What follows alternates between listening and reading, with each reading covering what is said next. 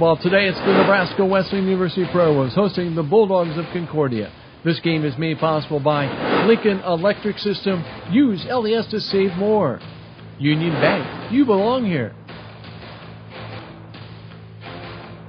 And Nebraska Wesleyan University, where experience is the difference. Your experience. A gorgeous afternoon for GPAC football here on 21 Sports as we bring you another rivalry in the GPAC, a long-standing rivalry between the Nebraska Wesleyan Prairie Wolves and the Concordia Bulldogs.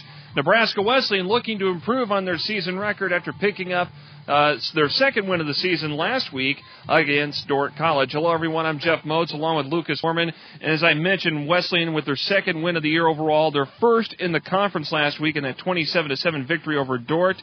Concordia, though, as of late, they are red hot in GPAC play. Yeah, that's right, Jeff. They've won 4 straight, including an upset of ranked Northwestern last week, and it's behind their resurgent offense. They're in the GPAC really putting up big numbers behind sophomore quarterback Vaughn Thomas. He's fourth in the GPAC, 227 yards a game. He's thrown for 1,300 yards and 13 touchdowns, and he's a threat on the ground. He'll scramble on you, has 5 rushing TDs, almost 300 yards, but it won't be easy. This Nebraska Wesleyan defense, always a backbone, and they're doing it again this year. And, Lucas, you talk about the defense of Nebraska Wesleyan. Seth Wardeen led the charge last week. In fact, on the first series that Dordt had the football, Wardeen intercepted a pass, returned it 65 yards for a touchdown. He also recorded 11 solo tackles for the Prairie Wolves and led the team in that last week in that win. On the offensive side of the football, Tyler Francis will get his second start at quarterback. He got his first start last week at Dordt.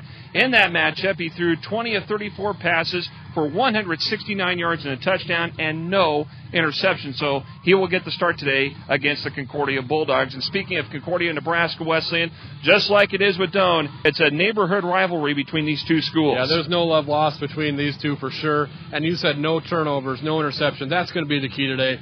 The team that makes the fewest mistakes is going to come out, and it's always a close game here. Throw the numbers out the window. It should be fun today. It is Hall of Fame Day. It is also homecoming weekend here at Nebraska Wesleyan University. Stick around. We'll bring you the kickoff between the Prairie Wolves and the Bulldogs coming up on 21 Sports. And we join you here from Abel Stadium as we get you ready here for the kickoff as Concordia in the all dark blue jersey kicks away here, and Jordan Delbaugh picks it up at about the 14-yard line, and he is quickly stopped just shy of the 20 at about the 19-yard line. So the Prairie Wolves will have the football to begin this contest. Again, a GPAC matchup. Nebraska Wesleyan looking to improve on their record this year, coming in 2-4 with 1 conference win. And there are the starters here in the backfield. There you see the quarterback from Lincoln Northeast, Tyler Francis. Jordan Delbaugh will be with him in the back. Pieper is the flanker. The splits are Larson, and the tight end is Clausen. And then the line, there you see it, Barteldis, Westfall, and Cummey to get this thing going. A swing toss from Tyler Francis on 1st and 10, and it goes incomplete. Looks like Dustin Bryant was the intended receiver on that swing toss here to the near side. There you see the defensive alignment. Volker, Hawk, and Melius there. Heidoff, Melander, Little, and Jones are the linebackers. And there you see the defensive backs, Haggerty, Sybil, Woods, and Blessing for Concordia. This is 2nd and 10. This is from the 19 for the Prairie Wolves.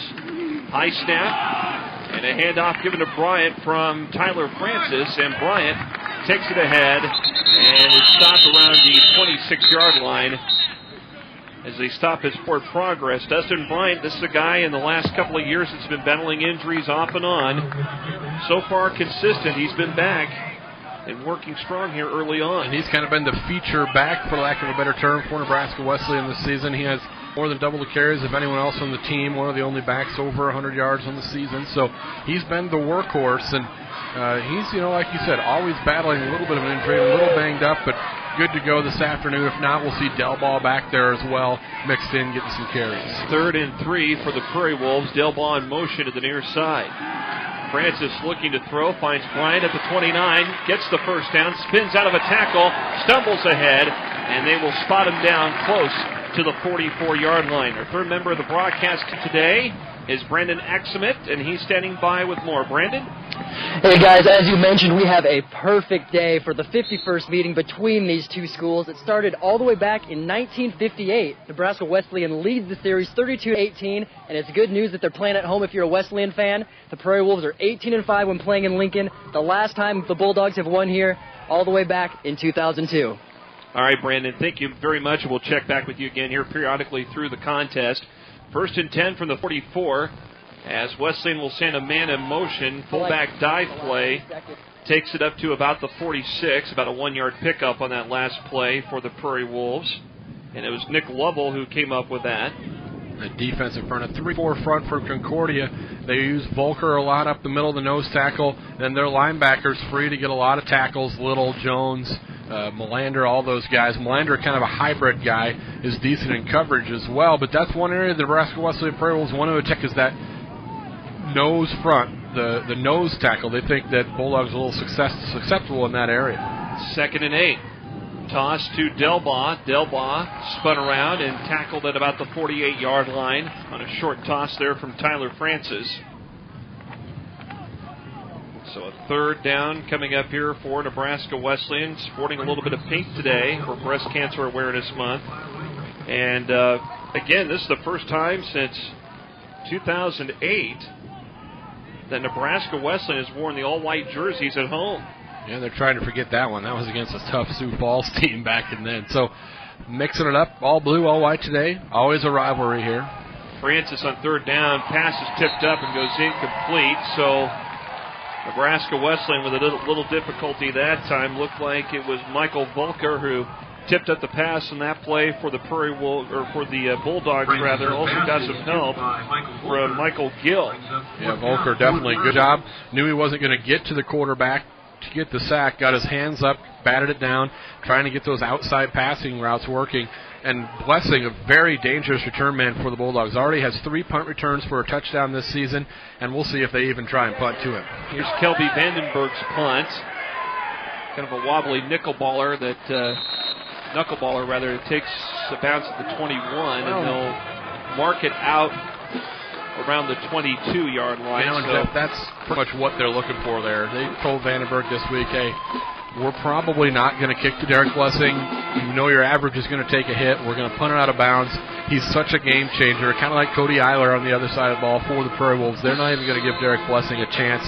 He was our offensive guy last year, worked at that wing slot and in the backfield for the Bulldogs, made the switch to defense but kept returning kicks, and he's really been a standout, one of the top 3 in the nation right now in the NAI.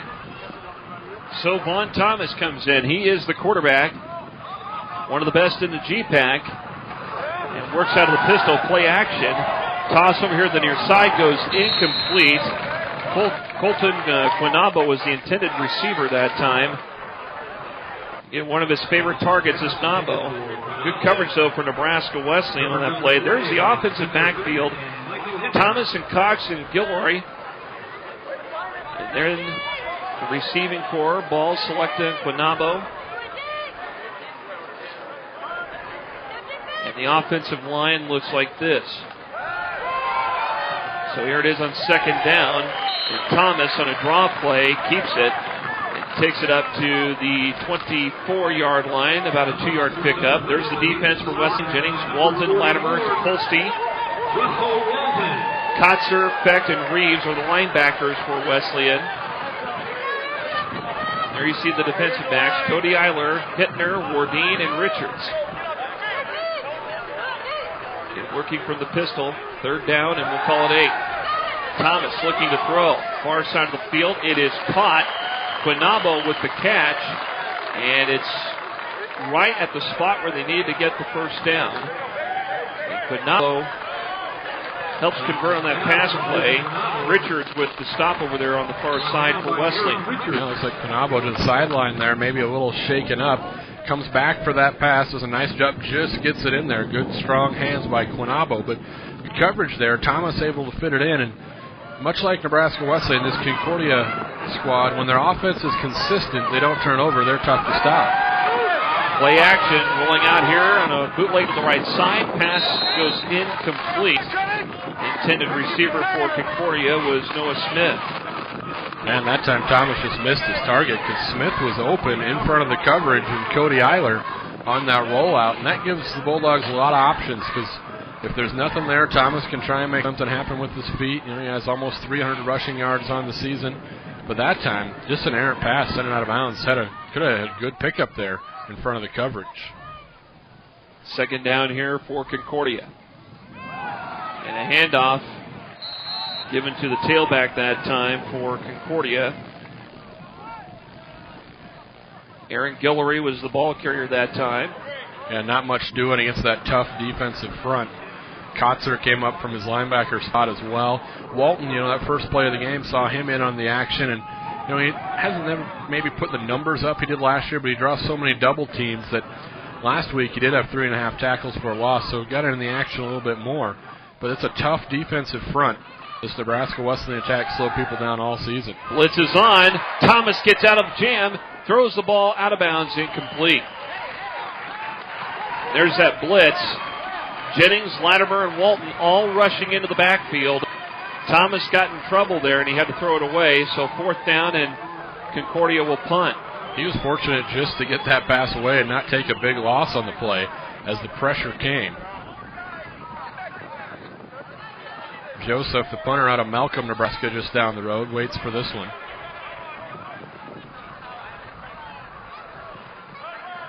And Eiler back there, another dangerous return man. Joseph Marshall gets the snap, and here's the punt, a high spiraling kick. Takes a bounce at about the 19. Look at that football roll inside the 10. They'll mark it down at the 6-yard line. What a punt. Just much like previous possession, angled it away from Cody Eiler. Not a huge breeze out here this afternoon at all. Just got a nice leg into that one, did Marshall. And what a fortunate bounce. Looked like it was going to go out about the 20 and just kept rolling all the way down to the 15. Second time that we've seen Tyler Francis today. We talked about this in pregame. Had a great outing against Dort. Threw 20 of 34 passes. Well, and against that Dort game, they came out, got on the board early with that pick 6 by Wardine. And I think that's the key in this one. One of these teams need to come out, get out of the gate early, put the other team on their heels. And the ball carrier that time is Dustin Bryant. We talked about Bryant, and he has been battling through injuries the last couple of years, and even at the running back spot, Bryant has been beat up. Delbaugh, it would be the likely guy that would fill in for Bryant if Bryant were to come out, and then Corey Jones would probably come in a slot back position. And we've seen Corey Jones only a couple of times this year, and he's been pretty effective on offense.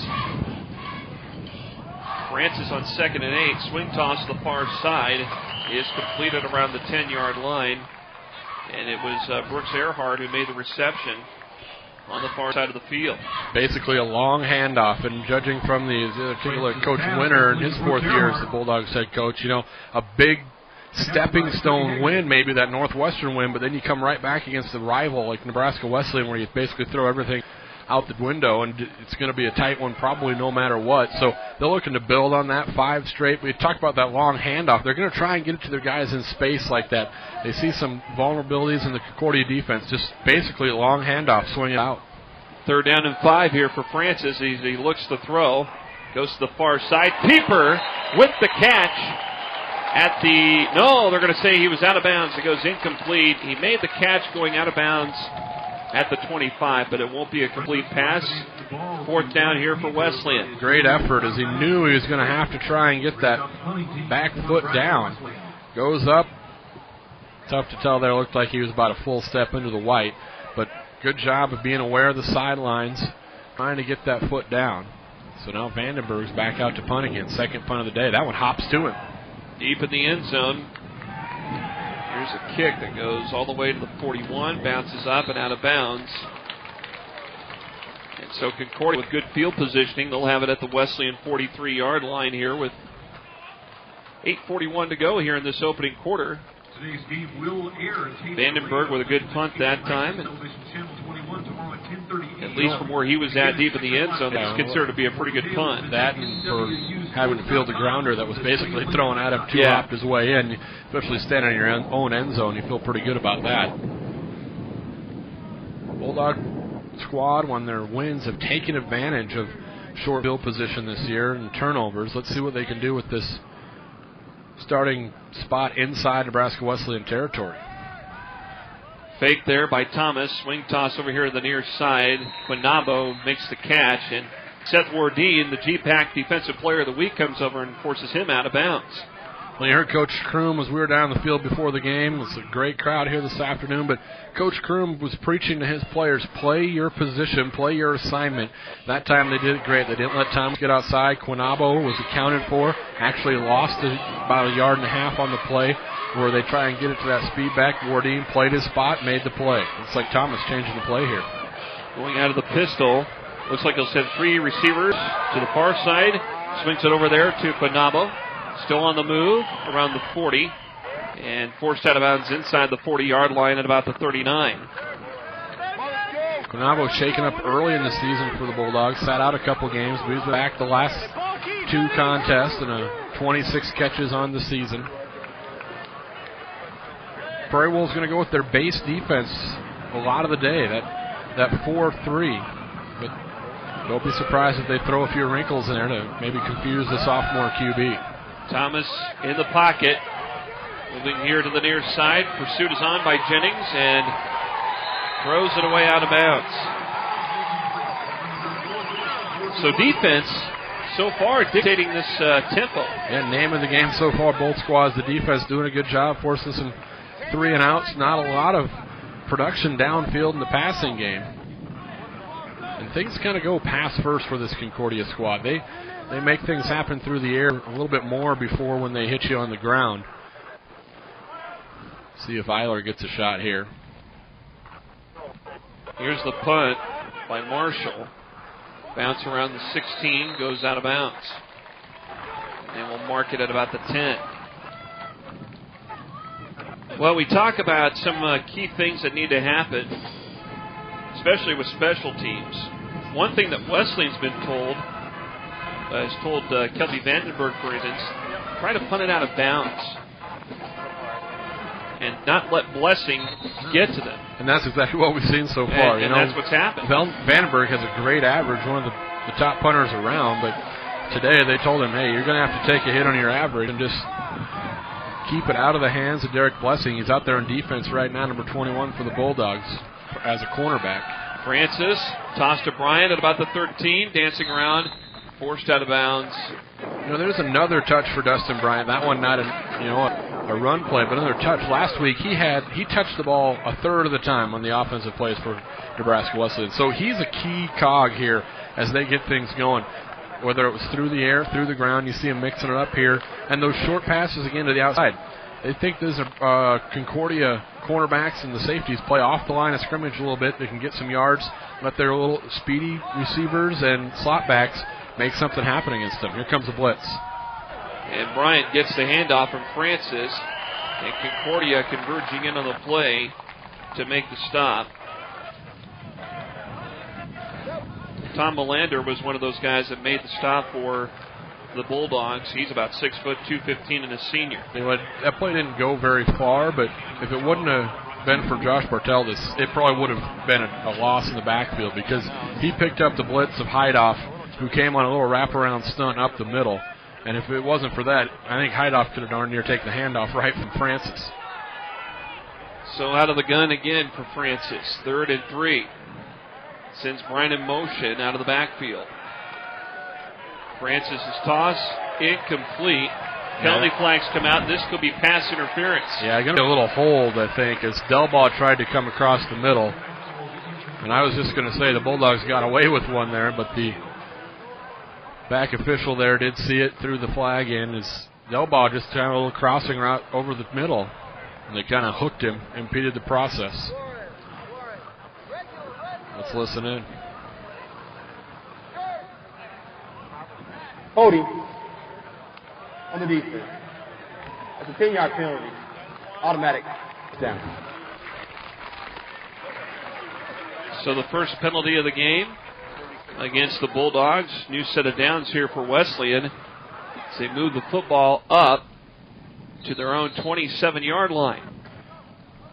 You talk about penalties. Nebraska Wesleyan's been pretty penalty-free for the most part throughout the season, but last week in the win against Stewart, they were flagged 15 times for almost 170 yards, still able to get the win. So got to clean that up a little bit this week. Touch this time. And looks like Bryant, the ball carrier. He took it around the right end, and not much of a gain on that last play. Different package running in and out here for Nebraska Wesleyan. Bryant's going to go to the bench, see if we see Delbaugh out there, but they go no back, so they make Concordia really spread out, account for everyone here with 5 receivers in the formation. Francis looking to throw, looks to the near side, and the catch will be made at about the 30-yard line. Reception made by Corey Jones, former teammate of Francis at Northeast as well. Nice catch by Jones. It looked like Blessing maybe had a beat on that ball and a chance to get interceptions, but Jones goes in front, makes the catch. And Francis had his pick there. He had Jones in the short and the flat, or up top. Looked like he might have had a chance downfield to hook up with Ryan Larson as the safety came up and the receiver in the middle of the field, but he went with Jones, and it brings up a 3rd and long. 3rd and 7. Spread it again. Francis looking to throw, finds Delbaugh at around the 36-yard line, and Delbaugh is tackled, and they'll mark him inside the 35 at the 34. 3rd or 4th and short here, didn't quite get enough as the Bulldogs brought another stunt that time. Went with 4 down linemen and then ran a stunt on the line. Maybe forced Francis to get rid of that one just a tad sooner than he wanted to. But a good job by Langston Jones of Concordia out there to wrap up Delbaugh. Delbaugh so dangerous after the catch for the Prairie Wolves. Kelby Vandenberg, spiraling kick, booming kick that goes all the way into the end zone for an automatic touchback. Also, that time he didn't get it out of bounds, but he kept it out of the hands of Blessing. Vandenberg really got into that one. But the Bulldogs' 1st and 10 of the 20 is much preferable to them having Derek Blessing even get a shot at it. Just what a wonderful fall day for football. We've done a lot of games together, Jeff, and this may be some of the best weather we've had for football games here at Abel Stadium just throughout the season. Every week it seems like a great game. I'm sure I've cursed us for the next game. We'll be out here in parkas, but what a day for homecoming here on the campus of Nebraska Wesleyan. Well, November 3rd is our next broadcast here at Abel Stadium with Dakota Wesleyan, and early November, I don't think temperatures usually get into the 70s. Here is a run around here in the near side of the field for Concordia. Seth Wardeen filling again, making the tackle, bringing down Noah Smith. And he's one of those speed guys for Concordia. They'll try and use him much like Delbaugh for Nebraska Wesleyan, use him on some sweeps like we saw there, get it to him in space, but that time Wardeen, 11 tackles last week. He came up and filled from his safety spot like a rocket. Only 2 yards for Smith. DeLeon Dallas is the wideout to the near side. As Thomas works out of the pistol again here on 2nd down. Looking to throw over the middle, incomplete. How about Seth Wardeen again, knocking down Noah Smith, and Smith thought, where's the penalty flag? Where's the pass interference? But Seth Wardeen with great coverage. Great timing by Wardeen. Look at Thomas going through his progressions. Pretty tough spot for Smith to make a catch over the middle. 2 guys converging on him. And really looked like 2 Concordia receivers kind of running in the same direction, and bringing all the defenders into one. Wardeen, back-to-back big plays for this Nebraska Wesleyan defense. Sophomore out of Grand Island Northwest with, so far, a good game here in this matchup this afternoon. Toss here from Thomas to the far side, finds Dallas. Dallas is corralled and tackled by Richard at about the 35-yard line, and a 1st down for Concordia. Dallas really went up and got that one, but that one was all made possible. Take a look here.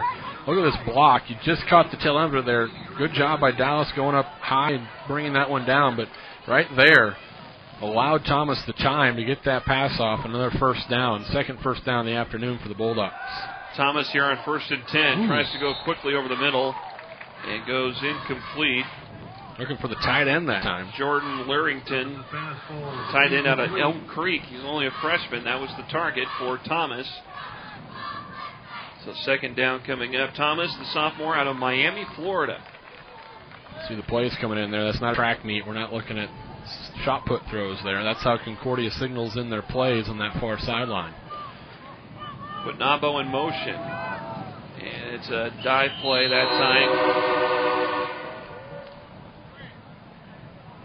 Ball carried that time by Mitch Reed. And Reed had a really big game against Briar Cliff. Over 100 yards on the day. As the Bulldogs kind of ran it at will against Briar Cliff. And then the next week, Northwestern comes to town. And talking with Coach Winter, he feels like that Northwestern game kind of prepared him for this front of Nebraska Wesleyan. Compares them very much the same caliber of defensive front. By the way, you may recall Northwestern a few weeks ago here in Lincoln came out with an overtime win against Nebraska Wesleyan. Thomas running out of the pocket. Russell Walton tried to get him, but Phil Latimer comes in and finishes him off. So a big stop there by Latimer. And fourth down coming up here for the Bulldogs. They are unable to sustain the drive, and here we go. Good protection, but Latimer just keeps after it. And they know they have to contain Von Thomas. Phil Lattimore, the sophomore out of Colorado. He's been having a stellar season for the Prairie Wolves. Brought pressure. Marshall's punt. Signal is a fair catch by Cody Eiler. And they'll spot it at the 36-yard line. With just over 2 minutes and 30 seconds remaining here in this first quarter. At the very least, they've switched the field position a little bit here. That big punt by Vandenberg got him back at the 20, and then that one hung up there a little bit on Marshall. Now they're not at their own 16 or their own 5 as they have been the couple first drives. Francis back in again at quarterback. Looking to throw, short toss, finds Erhart. Past the 40 on his feet. He's down inside the 50, trying to cut out toward the outside, back in. And finally, the Bulldogs wrap him up and tackle him. Stop made by Darnell Woods, the cornerback.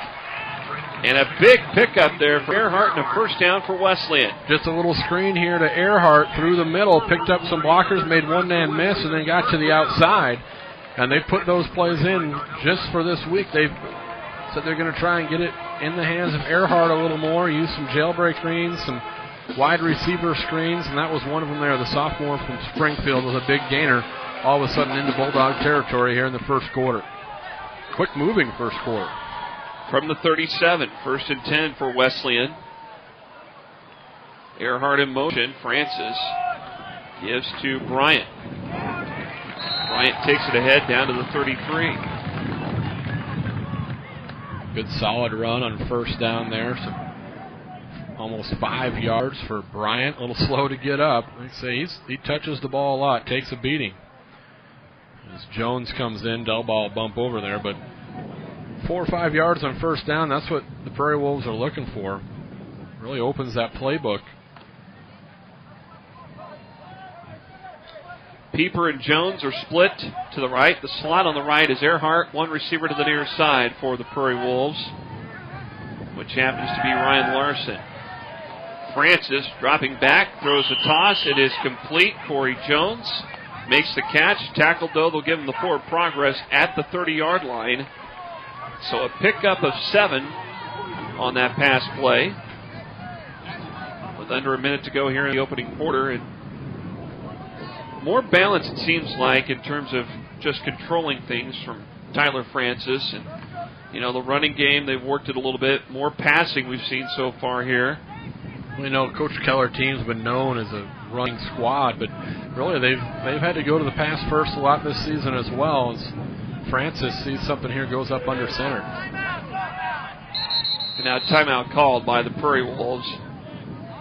And something didn't look right, and so they'll take the timeout. 28 seconds to go here before the end of the first quarter. We're still scoreless here at Abel Stadium on homecoming weekend on 21 Sports.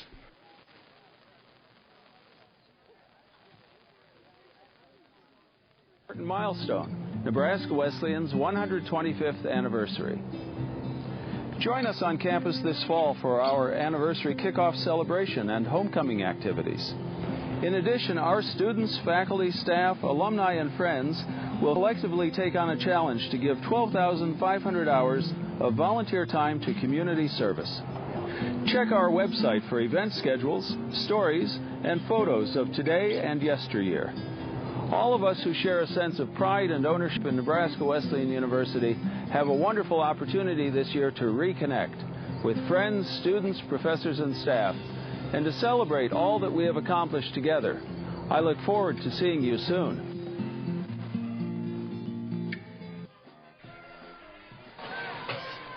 I want to make a quick correction. We mentioned earlier that Seth Wardeen was from Grand Island Northwest. He is actually from Grand Island Central Catholic. Just wanted to clear that up, so we do apologize.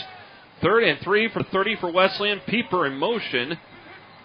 Francis under center, dropping back, toss over the middle. It is complete, and it's inside the 25 and the 24-yard line. Reception made by Maury Lawrence out of Donovan.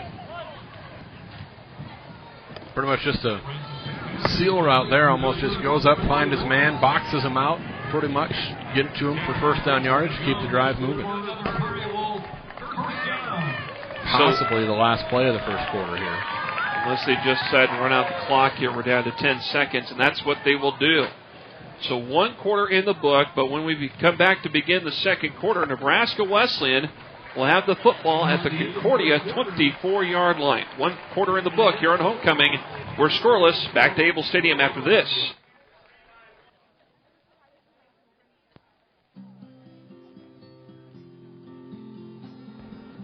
For 125 years, Nebraska Wesleyan has provided a challenging education rooted in the liberal arts that prepares students for both productive careers and fulfilling lives.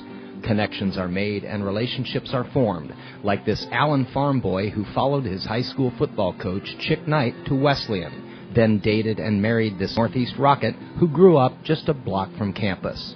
Let's welcome back from the class of 1958, Doug and Betty Lund.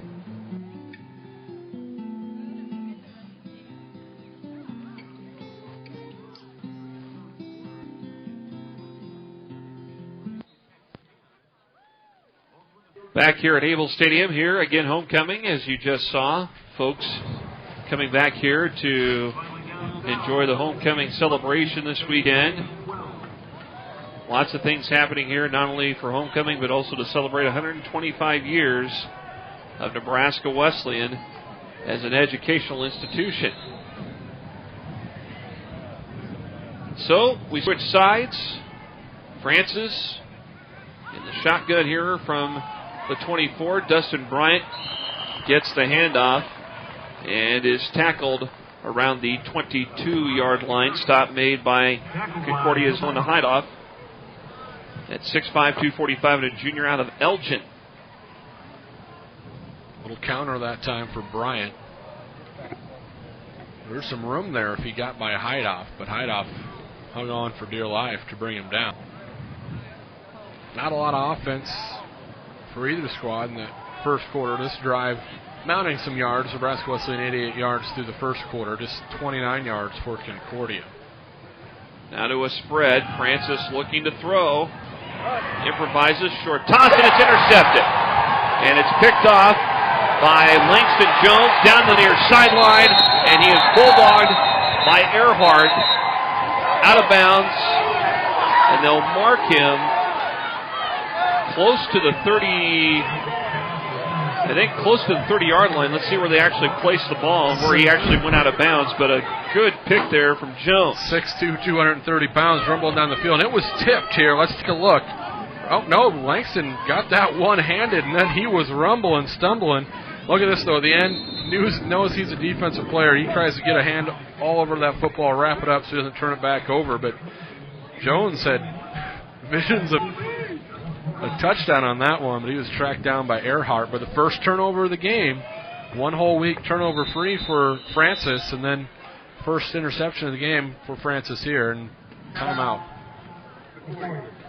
So the Bulldogs will take the timeout here with just over 14 minutes left in the first half. We are scoreless here at Abel Stadium on homecoming. Back with more in a moment on 21 Sports. Hi, this is Ryan with LES's Save Money, Saving Energy. Did you know that proper insulation levels can help reduce your heating and cooling costs? You can check your attic insulation level with this very advanced high-tech tool called a ruler. Make sure you have 14 to 16 inches of insulation for maximum energy efficiency. It'll help reduce drafts and allow your heating and cooling systems to not to work so hard. Think of it as saving money by the inches. $1, $2, $3. You get the idea. For more ways to save, visit les.com today. See you next time.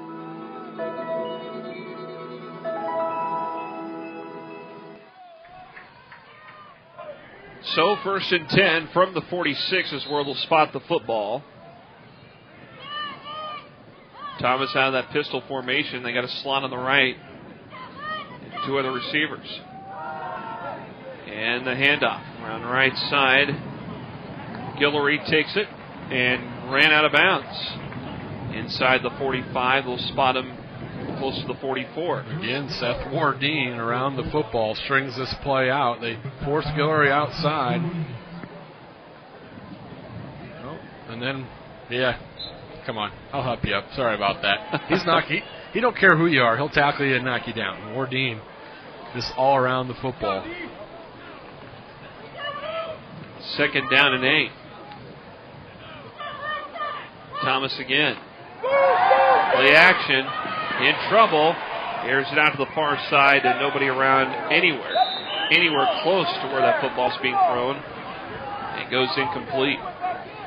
They've got pressure. That time Walton was on the outside, and Coach Kroon, the defensive coordinator, made sure to tell his outside guys when they rush up the field, they have to keep contained on Thomas. They're turning everything back to the inside.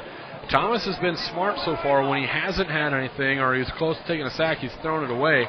There wasn't really anyone in the neighborhood that time, Jeff. Flirting with maybe a intentional grounding there, but either way, it's 3rd and 8. Smith was in motion. Thomas looking for him. It goes incomplete. Cody Eiler had coverage on Smith. 4th down here for Concordia, and it just, again, it's all about sustaining drives, and neither team unable to do that at this point. The closest that Wesleyan had was where they threw the interception. Yeah, they had a nice march going that time, but then the turnover stalled them out. And this time, Concordia, great field position after that, and they can't make anything to do. Guillory went off limping on that knee that's been hurt for 2 years, so we'll see how he is as Wesleyan comes after the punt. Eiler was the return man, but it goes over his head and will go in the end zone for an automatic touchback. Just a little too much on that one from Marshall as he tried to hang it up there, but Wesleyan really going after the punts here early, and you followed the Prairie Wolves, you know that they have a propensity to block some kicks, and whether field goals or punts, they've got most of the field goals this year. They've blocked an extra point, blocked a field goal. Delbaugh's got both of them, but going hard after these Bulldog punts. They see something on film that they decided they're going to come after Marshall.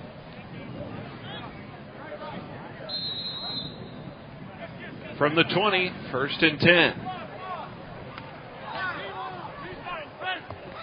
Hideoff shows blitz. Bryant takes the handoff, and he circles around and quickly wrapped up and stopped. And Hideoff did just enough to turn that one back inside. Yep, Cody Hawk was around him to make the stop. Take a look at this again. You see Concordia just...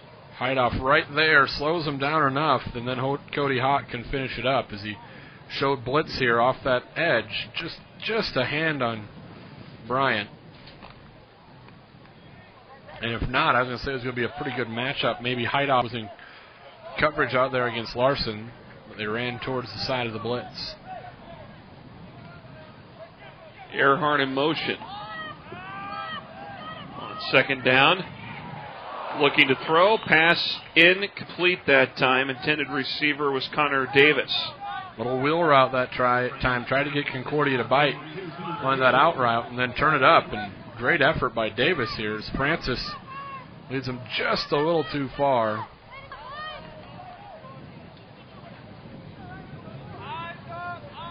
Again, a 3rd and long. Both these squads haven't had a whole lot of success on 3rd down. Through one quarter, they were both 2 of 5 on 3rd downs. Francis out of the gun this time. Yep, 3rd and 10. Concordia looking to blitz. Rush coming in. Francis gets out of a tackle. Rolling to his left. He's above the 20, but not for long as he's sandwiched and tackled at about the 24-yard line. Concordia converging in on him that time. Melander over there to make the stop. Michael Volker over there too. Well, they brought the house this time. Heidoff got the first hand, but Francis able to spin away, but he's not going to win a whole lot of foot races. Melander coming up from his linebacker spot to put the finishing touches on. Francis did a great job avoiding the sack, but there's a lot of ground to pick up for that first down. Let's see if Blessing gets a shot here. Here's snap in the boot. High, booming kick. Picked up at about the 31 on the return. Short-lived return that time for Derek Blessing. Got 3 yards, but that was a dangerous spot, and I think they're maybe going to give Wesleyan as a flag out there. It's either going to, I'm guessing one of the Bulldogs had a block in the back, or maybe they were too close on the kick-catch interference. Sorted out here. Blessing took a risk catching that one in traffic. He really wants a chance to bring one back. See if we listen into our referee. Here's Victor Brakefield with the ruling, and now what do we got here? Now they're going to make sure they get everything squared away. Personal foul. Face man. On the ticket team. On 54. That's 15 yards from the follow in and run. First down. Brandon Reeves. Not sure where it happened, but somewhere in there he got a handful of grill. It's just as good as a return. Again, penalties last week, I don't want to say they were an issue in the 27-7 win, but anytime you have 15 flags, it's something you got to work on. So Concordia with the ball at the 48 of Wesleyan. Handoff given. That time given to Victor Brown, the running back, the freshman out of Houston, Texas, with the carry. Kind of the change of pace back for Concordia, maybe a little bit more explosive than Guillory. As I said, Guillory, I think, went to the sideline. Looks like he maybe banged that knee up, but they do use Brown fairly often in the backfield. Both Houston, Texas natives, Brown and Guillory. Second down here. Thomas fakes it, keeps it on an option to the right side, and is quickly tackled. He's for the first down inside the 40. Eiler over there making a play on Thomas. As they just don't want to let him get outside. You know, he can get his 3 or 4 yards, but ready to see some of the plays getting signaled in. Reggie Corbin, former quarterback at the Bulldogs, helping out on the coaching staff over there. 3rd and short. And that pistol formation. Now a lot of movement here, Jeff. They're trying to confuse this Wesleyan defense. And they got a slot man line up on the left. Play action here. Thomas looks deep in toward the end zone. Quinabo makes the catch into the end zone for a touchdown. Penalty flags come out. It was Eric Richards who had the coverage, but it could be interference on Richards. But let's see here what Concordia will do. I think they'll likely you decline that one. Decline that one and keep the touchdown. Pass interference on the defense, number 15. That penalty is declined. Touchdown. As expected. Yeah, Quinabo this time gets over the top as they kind of fake up the middle on 3rd and short. Good ball from Thomas. Kind of actually made Quinabo wait just a little bit, but they hook up there for a touchdown. The senior wide receiver from Hawaii.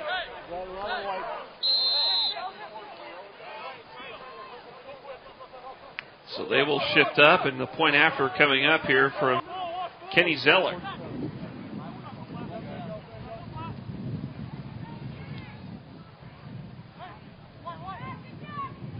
Here it is. The kick is blocked by Delbaugh. Loose football. Delbaugh picks it up.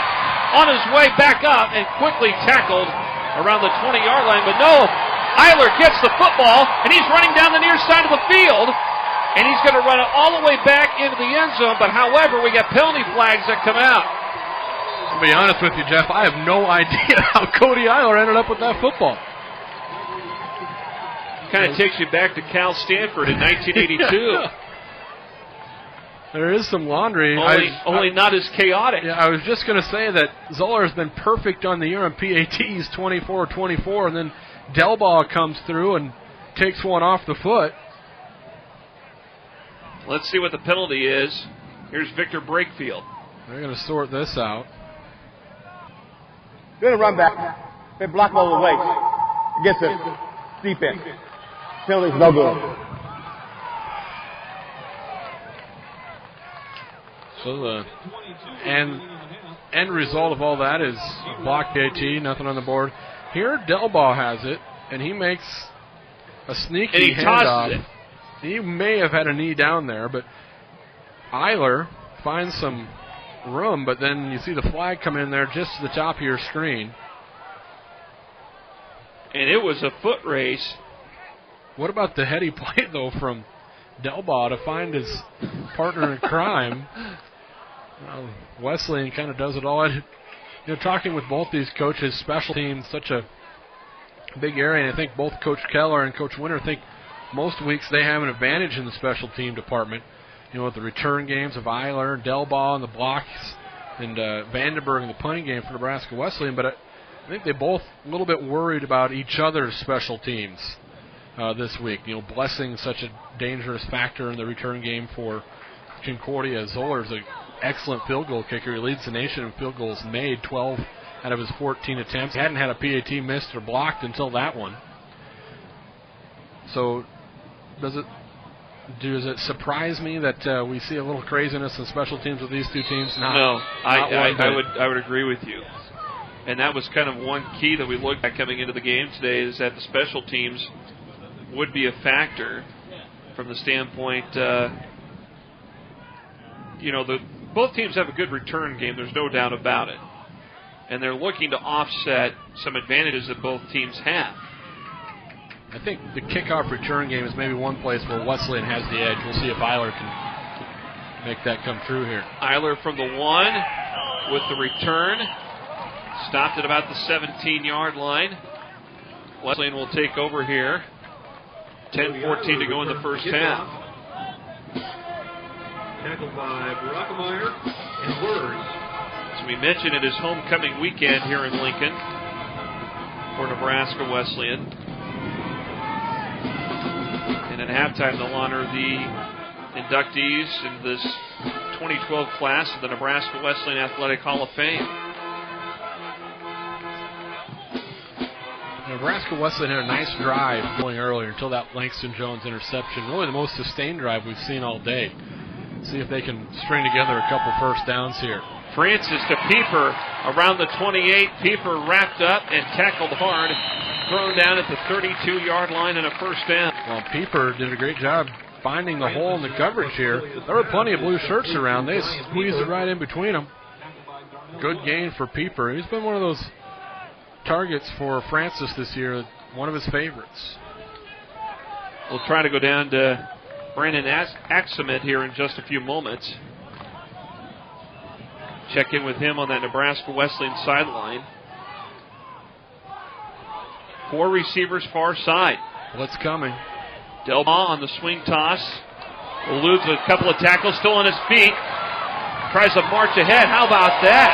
Jordan Delbaugh scrambling around before he is finally tackled at the 40-yard line. The stop made by Darnell Woods. I think sometimes Delbaugh just gets lost behind his blockers and the defenders can't necessarily find him there. Ducks through and then comes all the way back around. A lot of running for a 6-yard gain. Looked like initially Concordia had that thing sniffed out for a loss. But Delbaugh bounces it around, always changing directions. Jones, Erhart, Larson to the far side, Pieper to the near side. Francis dropping back, rolling here to the near side. And he is wrapped up and tackled. And that time, Concordia looking to rip the football out of the hands of Tyler Francis. That was Dylan Heidoff who tried to do that. Third down coming up. Let's head down to the sideline, check in with Brandon. Hey, thanks, guys. If you're an NFL fan like I am, you have noticed over this past month a lot of pink in the football field. It has made its way all the way to the NAIA and the GPAC conference. There's Wesleyan players with pink headbands, bandanas, socks, and even the cheerleaders have pink pom-poms, and they're wearing bands to support breast cancer awareness. It's good to see, guys. All right, Brandon, thanks a lot. And that is something that's become quite a theme at all levels, even down to the high school levels, too. Third down here for Francis. Airs it out. Wounded duck type pass, and it's intercepted. And Woods with a pick deep and a penalty flag thrown around the 38-yard line in Concordia territory. I think this may be interference on Blessing. He kind of boxed his defender out. Maybe a little bit of a push. Didn't let him get to the ball. He could be wrong. It's been known to happen that I don't diagnose some of these. Yeah, very few times though, Jeff. I'm pretty dead on. Offensive pass interference, number 82. The Phillies decline. There you go. I would said it'd be interference. I just wasn't sure. I thought Blessing maybe was going to get a call against him as we try and take a look at it. Let's see it again here. There you see Francis throwing. Looked like he was going to Connor Davis, and it was Davis that is guilty of the push. And that time he was pushing Derek Blessing. Yep, and then coming in to get the interception. Second turnover of the day, Jeff. Francis, no interceptions last week. Turnovers so costly, as we saw earlier in the season for Nebraska Wesleyan. That's one of the reasons I think we've seen a little bit more Francis, because he took care of the football, but so far 2 turnovers, both via the air. Play action here from Vaughn Thomas. To the near side, it goes incomplete. Again, he had his man open down there, balls in the flat, but just unable to connect on really the easy passes so far, the ones that he's overshot. Derek Klaus, the wide out of Beatrice, was the intended target for Vaughn Thomas. Clock stops with 8:12 remaining here in the first half. Prairie Wolves done a good job of keeping Thomas bottled up on the ground sometimes so far. He's had some chances where maybe he could take off and scramble, but he's elected to toss it out of bounds. Thomas looking to the air again. Smith downfield. Ball knocked away by Eric Richards. Good coverage. Incomplete. He redeemed himself that time after that touchdown. So good job by Richards on deep coverage. That was textbook here. Knocks it free. It looked like Smith might have had a yard or two on him, but good closing speed at the end. Timed it just right, knocked it down. Great play by Richards. So this will be 3rd and 10. And this will be at the 40-yard line. Out of the gun again. Thomas looking to throw. Screen toss. It is complete. And it's to the near side of the field. It's Victor Brown who made the reception. And now we got penalty flags out on the field. The ball stopped at the 49 of Wesleyan. He had a pretty good wall of blockers out ahead of Brown, but I think this one may be coming back. Will negate a first down.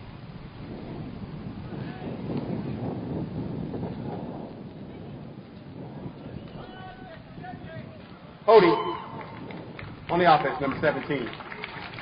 That's a 10-yard penalty from the foul to foul. 3rd down. DeLeon Dallas had a nice catch earlier in the game for a first down. This time he takes one off the board. This little hold, back away from the play, too. So great call by offensive coordinator, a first year for Concordia, Cran White. Josh Slechta in motion. Now Thomas in trouble. Latimer in pursuit, throws the ball up in the air, goes way out of bounds, incomplete. Latimer again with some pressure, and the Concordia defense, our offensive coaches were worried about the big number 94, Phil Latimer. He's really caused a lot of problems this season, and he's benefited from playing alongside of Russell Walton, but Phil Latimer is making a name for himself this year. Forces another punt. So twice now, Bulldogs have had a turnover and unable to capitalize. Here's the punt from Marshall. Eiler at the 29. He'll take it. On the return, shifting out to the outside. He's up to the 40 and finally tripped up by the shoelaces and stopped by Dylan Minoff. And now what we got here is extracurricular activity, I suppose, but we'll find out here. Well, it looked like that time maybe the punter, Joe Marshall, was coming up the sidelines and just didn't slow his momentum down after the tackle was made. As Heidoff gets there, knocks him down, and Marshall's trying to slow down. Eiler's already standing up. I think he was trying to tackle Eiler a second time, but and the punter, he doesn't get a lot of action in those tackling drills, so a little contact in. 1st and 10 from the 47. Nice field position after that return. Francis goes Bryant. Bryant is swept up and stopped. Darnell Woods over there initially to make the stop for the Bulldogs. Clock continues to roll here with just over 7 minutes to go in this first half. Mentioned it all day, Jeff, how it's homecoming for Wesleyan. Prior to last week's game, the 3 games they've played on the road were all homecoming games for the squad. So this is the 4th team this season that Concordia's got on homecoming day so far in their schedule. 2nd and 8. Francis this time looking to throw. Scrambling toward the left side. He'll keep it. Puts his shoulder pad down. Knocks over a defender inside the 50 at about the 47-yard line of Concordia. Francis took Tom Melander for a ride here at the end of this run. Decides to tuck it up and scramble.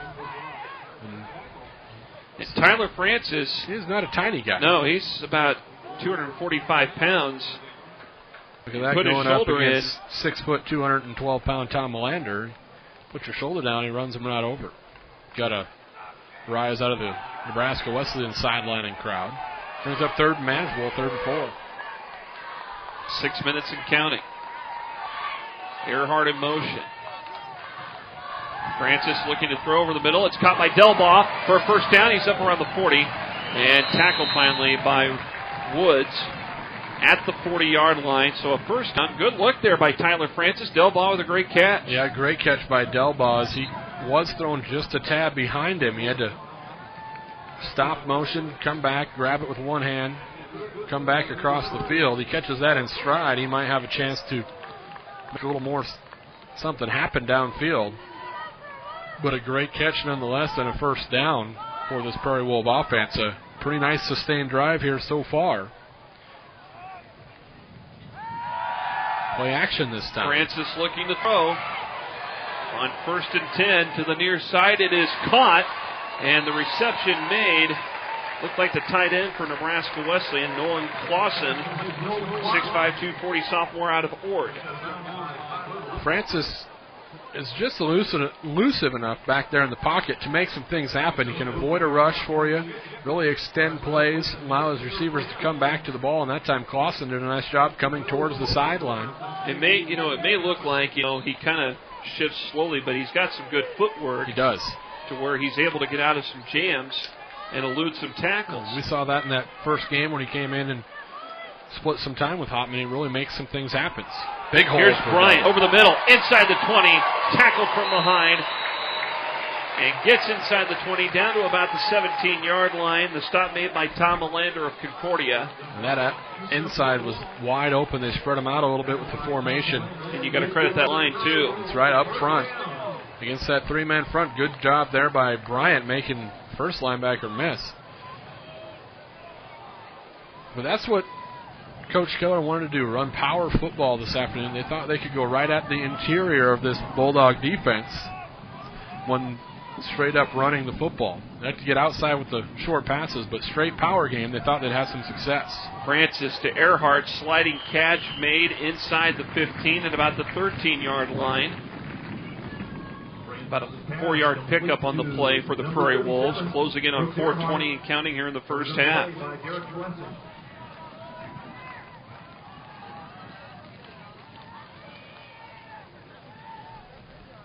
Francis engineering a nice drive here, and like you said earlier, Jeff, Francis just seems to maybe have control over this offense, maybe a little more than Hopman did early in the season when he struggled with some interceptions, but a little more balanced attack with Francis out there.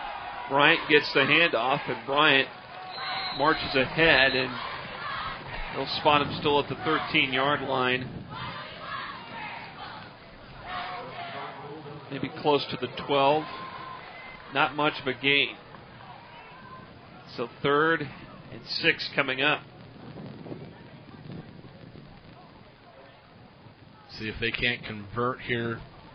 Trying to even things up rather than forcing a Lorraine field goal attempt.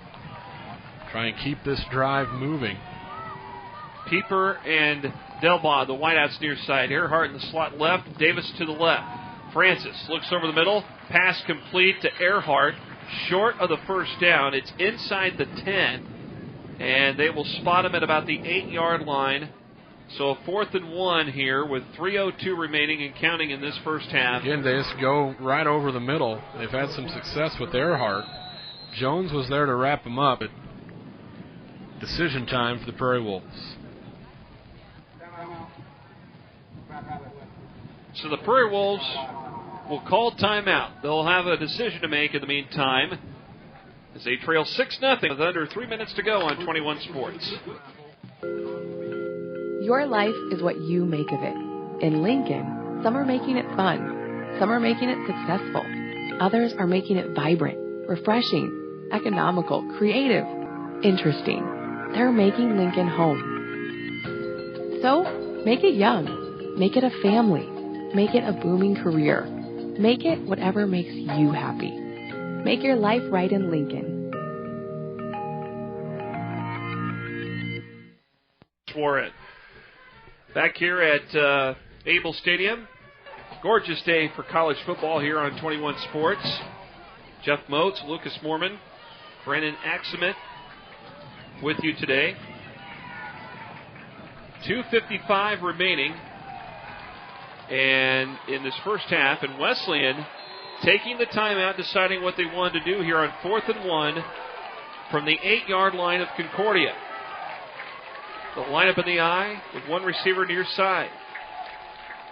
And now movement on the line. Penalty flags come out. This could be offsides here against the Bulldogs. I think it is. I think that they came across. I didn't see any. Nobody from Wesleyan, to my knowledge. See a big movement. Movement on that defensive line, though. Concordia thinks so, though. On the defense, number 97. That's a distance penalty. First down. Kyle Racco. Big penalty. Costly penalty. There you see defensive coordinator Pat Dabercow cannot be happy with his squad. I'm sure that's one of the last things in the huddle you tell your guys is, hey, don't move. They're going to try and draw you off sides. The free first down all the way inside the 5. They'll mark it at the 3. Far side hash mark. Doubles each side. Francis gives to Bryant. Bryant barrels through the middle, gets into the end zone for the touchdown. Dustin Bryant from 3 yards out caps off the drive, and that, by far, the best offense that we've seen so far today for Wesleyan. Good balance that time. Take a look at this again. There you see Bryant just puts his shoulders down and good takes push. It right in through the middle. Push for that line of scrimmage as well. Now the point after coming up. And it's blocked. And the kick is blocked. Loose football. Still on the field. It's recovered, I believe, by Lovell. And Lovell is stopped. And so each team just sparring with each other. We saw the blocked field goal after the Concordia touchdown. Same thing here. 2:50 to go before the end of the first half. We're tied at 6 on 21 Sports.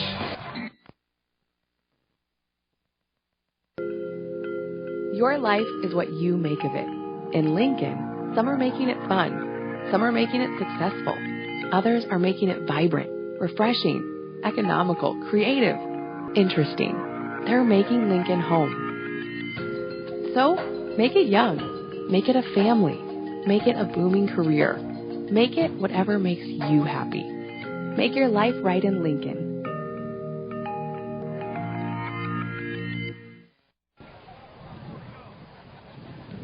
Dustin Bryant carries it in from 3 yards out. Ball game tied at 6 apiece between Nebraska Wesleyan and Concordia.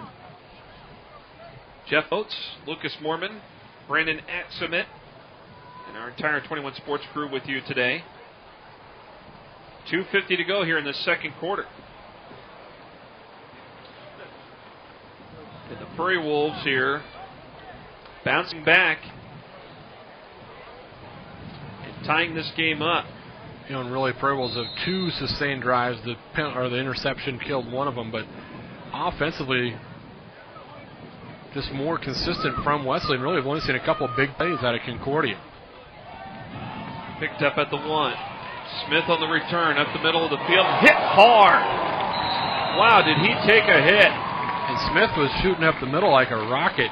Aaron Bainey coming in and put the hit on Smith. It just out of nowhere, and he dropped it. It looked like Smith might have a chance here. He had a head of steam as well, and then Bainey says, I don't think so. Waylaid by number 11. Decleated by Bainey. Great play. Otherwise, the speedster Smith might have had a chance. That door closed quick and went hard. Bainey, 6'3", 180. He's out of Benkelman all the way out in southwest Nebraska. So from the 28 for Concordia, 1st and 10. Thomas dropping back, swing pass far side. It is complete. Reception made by Quinabo. And it will be a short pickup. Actually, a pretty decent pickup as they will spot the ball at the 34. Hurry up offense now for the Bulldogs. As with 2:23 and counting, 2 timeouts, they want to get down the field. Quinabo split near side, another receiver with him. Got a slot man on the right. And it's a keeper. Round right side, it's Thomas. And Brett Kotzer chased him out of bounds. Thomas got the first down, got out of bounds, stopped the clock here momentarily. Bulldogs want to get in field goal range here at the least. Kenny Zoller, great leg, 12 of 14 on the season for his field goal attempts. Most field goals made in the NAI, so they want to at least maybe get a shot for him. 2 receivers to the near side, 1 far side. Thomas back in that pistol. Dropping back. Toss to the near side. Brandon Reeves puts the hit on the receiver that time, which was Derek Klaus. Reeves played this perfectly. Shed his block right at the last minute here. Brings down Klaus, who otherwise they had a nice little screen set up there. So Reeves with a big stop there. 2nd and long here with 1:23 and counting. Ball at the 39. Thomas again. Looking to throw. Pass for a little incomplete. Brett Kotzer came flying in. Got a piece of it. I think he might have been lunging, trying to grab for it too. Good stop. Intended target was Larrington out there. Went through his hands. Brings up 3rd and long. With 1:08 left. Wesleyan only has 1 timeout, but anytime you got a punt towards Cody Eiler, it's reason to worry.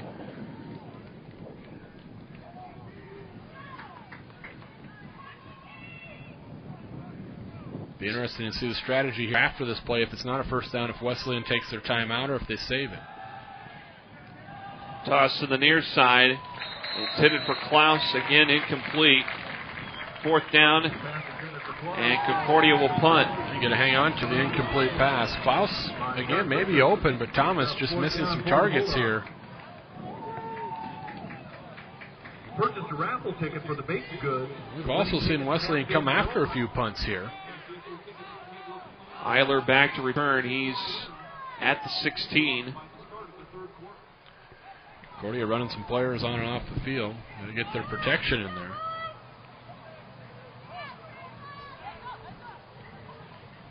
Here's the boo by Marshall. Nice spiraling kick. Eiler inside the 15 at the 14.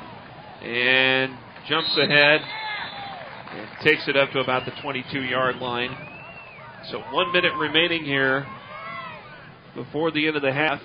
And a chance for Wesleyan to probably set up for a field goal. You know, early in the season, the place kicking and field goal kicking a little bit of a question mark, but Aaron Lorraine has kind of settled into that role. 8 of 12 on the season. His long was a 39, that one that sent it to overtime against Northwestern a couple weeks ago. 6 of 10 from between 30 to 39, so they got a healthy chunk of yards. They need to get it pretty deep in Concordia territory to have a shot. Francis hands off Bryant. Bryant pushing through the middle. Takes it up to the 26-yard line. That was that same formation we saw on the 3-yard touchdown plunge by Bryant, which kind of leads me to believe we're just going to see maybe a few more runs here and go into the locker room and make some adjustments. Tied up at 6.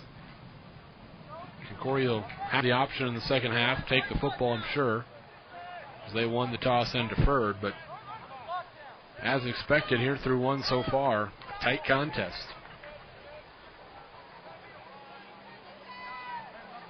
Francis watching the play clock, which is down to 12. Game clock at 18. Under center here on second down.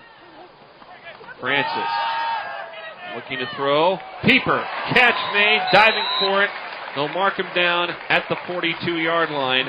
On first down, 9 seconds to go here before the end of the half.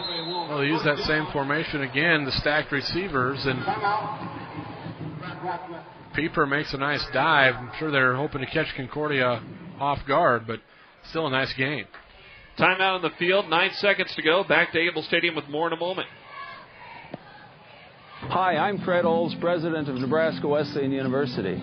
This year we mark an important milestone, Nebraska Wesleyan's 125th anniversary. Join us on campus this fall for our anniversary kickoff celebration and homecoming activities.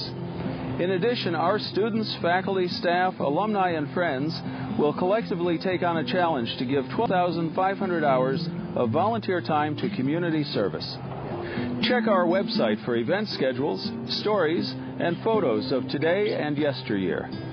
All of us who share a sense of pride and ownership in Nebraska Wesleyan University have a wonderful opportunity this year to reconnect with friends, students, professors, and staff, and to celebrate all that we have accomplished together. I look forward to seeing you soon. Out of the timeout. First and 10 from the 42 in Prairie Wolf territory. Francis dropping back. Over the middle, incomplete. A chance for one more play out of that.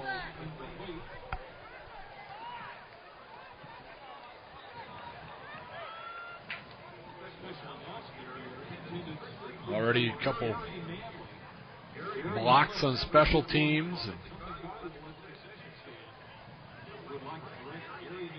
A couple turnovers by Nebraska Wesleyan, but they're able to hang tight here. Barring a big play here, go into the locker room tied. So Davis will be the split to the far side. Pieper to the near side, the slots. It's a shovel pass ahead to Erhart. Takes it to the 50, inside there. Finally stopped by Woods at about the 42-yard line as time expires. So we head to the locker room. Big homecoming day for Nebraska Wesleyan.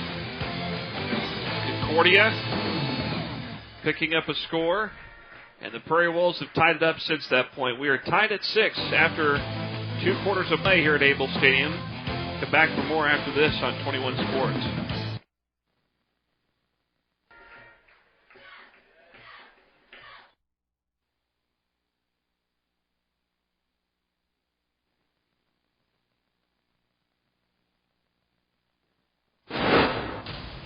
Today's Great Plains Athletic Conference college football game is made possible by Lincoln Electric System. Use LES to save more. Union Bank, you belong here. And Nebraska Wesleyan University, where experience is the difference. Your experience.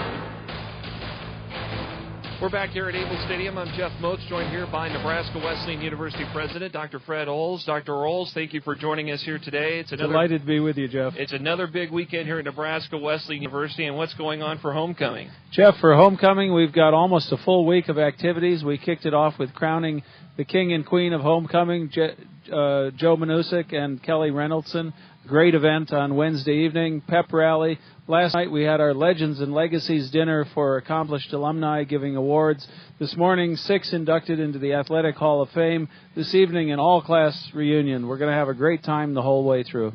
With the celebration of 125 years here at Nebraska Wesleyan, I bet homecoming is another way for alumni to get involved in other aspects of the university. We'll have more of that interview with Dr. Fred Olds coming up here later in the broadcast, but it is homecoming weekend, and Nebraska Wesleyan and Concordia tied up at 6 as we begin the second half of action. I don't know if you heard me, Bill. I have something to say. You think that maybe it'd be 2 field goals for each squad, but they each had a touchdown with an extra point blocked, and Concordia, after winning toss, start the game defers, and they'll take their chances here. And here we go on the return. Penalty flag coming up, thrown at about the 35-yard line, and this could be a holding penalty. And then some extracurriculars here. And now as they try to break everything up, and let's head down really quick. We'll check in with Brandon Axemet here coming up in a little bit.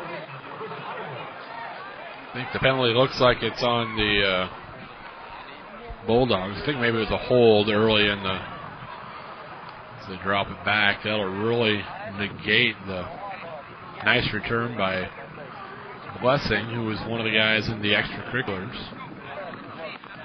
Going to run back, we have holding on the return team, number 45. It's a 10-yard penalty on the spot of the foul. First down. Take a look. Here's Blessing on the return. And then Blessing didn't like the fact that he was getting held up there. Let's check in with Brandon once again. Brandon? Hey, thanks, guys. As mentioned earlier in the broadcast, this Concordia team had a slow start to the season, losing its first 3 matches. This since rattled off 4 straight wins, and they're averaging 35.5 points a game. They've been held well below their average by the Prairie Wolves here with just 6. In theory, they're only supposed to be set for 12. We'll have to see if the Prairie Wolves defense can hold or this Bulldogs team leads the charge in this second half.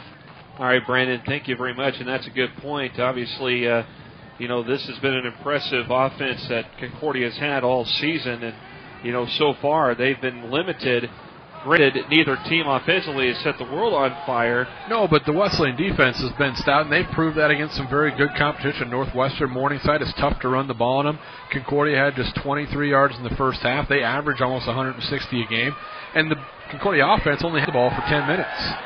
Vaughn Thomas looking to throw, and Quinabo makes the catch and will be nudged out of bounds by Eric Richards. Take a look. Here's one of those passes that Vaughn Thomas completes this time, but he really has to. They're taking the halftime stats. Just those 23 rushing yards, 67 through the airs. Thomas was maybe not as accurate as you'd like, 7 of 20 in that first half, but 149 out of Tyler Francis, 17 of 24. But it's the 2 picks that really come back to haunt the Prairie Wolves, although they did keep the Bulldog offense in check after those picks, not allowing any points on the board. Here we go, 1st and 10 here from the 29. And a dive play that time by Concordia.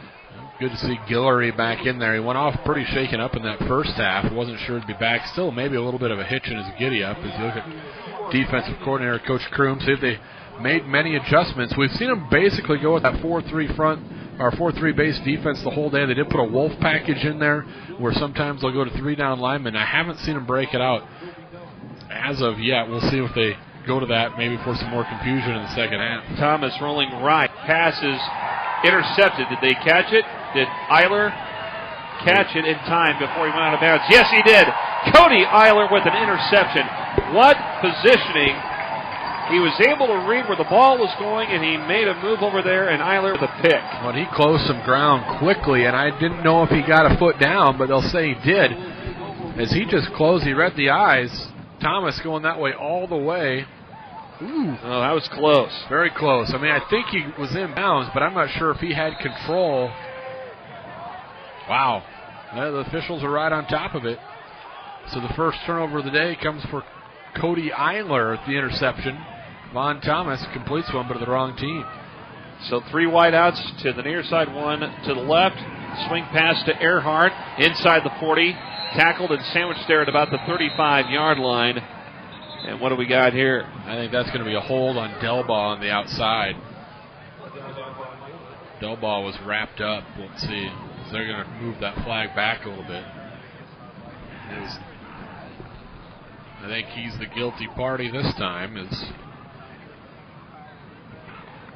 I think it was Odie on the offense, number 6. That's a 10-yard penalty from the spot. Remains. And you were right on target with that, Lucas. Obviously, Erhart able to get some extra yardage out of it, but take a look here. I think Woods is trying to come off the block. And it's top right of about there. Couldn't get off that block, and good call. So the ball back at the 47. Talked about that time of possession, pretty much double for Nebraska Wesleyan. They had the football for almost 20 minutes in that first half. Francis, a little play action here. Goes to the left side. Bryant with the catch at the 42. Spun out of bounds at about the 35-yard line. They've had a lot of success with those plays, running the backs out of the backfield or a slot out of the backfield. This time it's Bryant who just snuck out into the flat. Get it out in front of the defenders. Let him get to the sideline. Try and do some work. Tate Sibyl chased him right out and threw him out of bounds to make the stop. Dustin Bryant with a pickup and takes it to the 37. It almost seems like sometimes the Concordia secondary loses that guy out of the backfield. Don't account for him. See if they go to that a few more times. Francis under center, dropping back. Throws a pass. It is complete to Larson. Enough for a first down. Still on his feet and finally tackled around the 19-yard line in Concordia territory. So a good little drop back there from Tyler Francis. Found his receiver Larson. So a first down and the drive continues. All alone. Safety way back on deep help. Woods didn't come up. They've had, it's about the third or fourth completion over the middle of the field. The other two have been right at the sticks for first downs, not a lot after the catch. That time Larson able to turn it up, get some yards after catch. 12 minutes remaining here in this third quarter. Wesleyan with the drive now down at the 19. Doubles far side, one near side. Looks like some pressure coming from Concordia. And a handoff to Bryant, and Bryant is taken down hard. Flying in there to finish it off was Dylan Heidoff. Now you see maybe a little bit of chippiness between these two squads. We mentioned it in the open, Jeff. A long-standing rivalry back to the old Nyack days. It's a few words after these plays here as of late. They strung it out. Blitz came from that side. Woods that time. Since 1958, this has been a rivalry. In addition to Wesleyan's rivalry with Doane, which has been around much longer. Second and long. Francis in the pocket, over the middle. Catch is complete. Hit hard that time. Maury Lawrence. Right at the 10-yard line, short of the first down. Yeah, look at Francis back here. It's the footwork. Steps up in the pocket, just enough time. Finds the tight end. And Woods with the stop from Concordia. It hit Lawrence pretty hard. Yeah, give credit to Lawrence for hanging on to that one. But Francis just enough back there to buy himself those extra few seconds, let his receivers get open. And that time he showed some good velocity to fire it down to Lawrence. Under 10 on the play clock. Third and a yard at the 10 of Concordia. Francis. Fumble. Loose football. Bryant picks it up. Did he get it enough ahead past the 10 down to the 9? No, they're going to say he's still at the 10. Bryant fortunate. That took a perfect hop right back up to him. See if we got it here. Well, he rescued it. Falls forward as it hops right to him, right at the 10-yard line. This time, let's see, I think they're going to run out field goal unit. You know what, though? Coach Keller might have something up his sleeve, maybe a fake here. We'll have to see what Aaron Lorraine can do. He'll spot it on the season. From the 17, a 27-yard attempt. Snap the hold, the kick is up. It's got the distance, and it is good. So the Prairie Wolves take advantage and have the lead of 3 at 9-6. 9:34 remaining third quarter. Back to Abel Stadium after this on 21 Sports.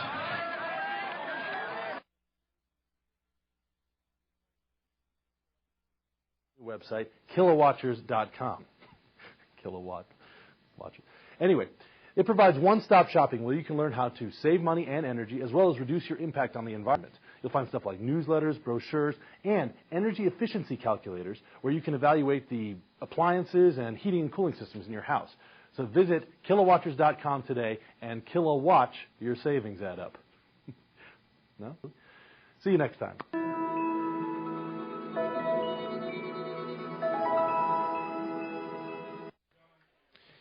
There you see John Larson, one of the assistant coaches for Nebraska Wesleyan. Former head football coach at Lincoln Southeast and longtime girls basketball coach at Lincoln Southeast. Won several state high school girls basketball championships in his tenure over there at Southeast. And we're back here at Abel Stadium on homecoming day here in Lincoln. I'm Jeff Moats, Lucas Mormon, Brandon Axemet with us here on 21 Sports. 9-6 Prairie Wolves ahead now of the Bulldogs. Here's a high-end over-end kick. And picked up at the 20. And a quick return from Derek Blessing all the way up to the 35-yard line. Talk about Hall of Fame Day today. And some new inductees into the Athletic Hall of Fame here at Wesleyan. 2 of which are former Nebraska Wesleyan football players. Jeff Lindquist from the class of 94 and Brian Bowling from the class of 2000. There you see Wade Alberts from the class of 95 as a track star here at Wesleyan. Mentioned a few more of those inductees here in a moment.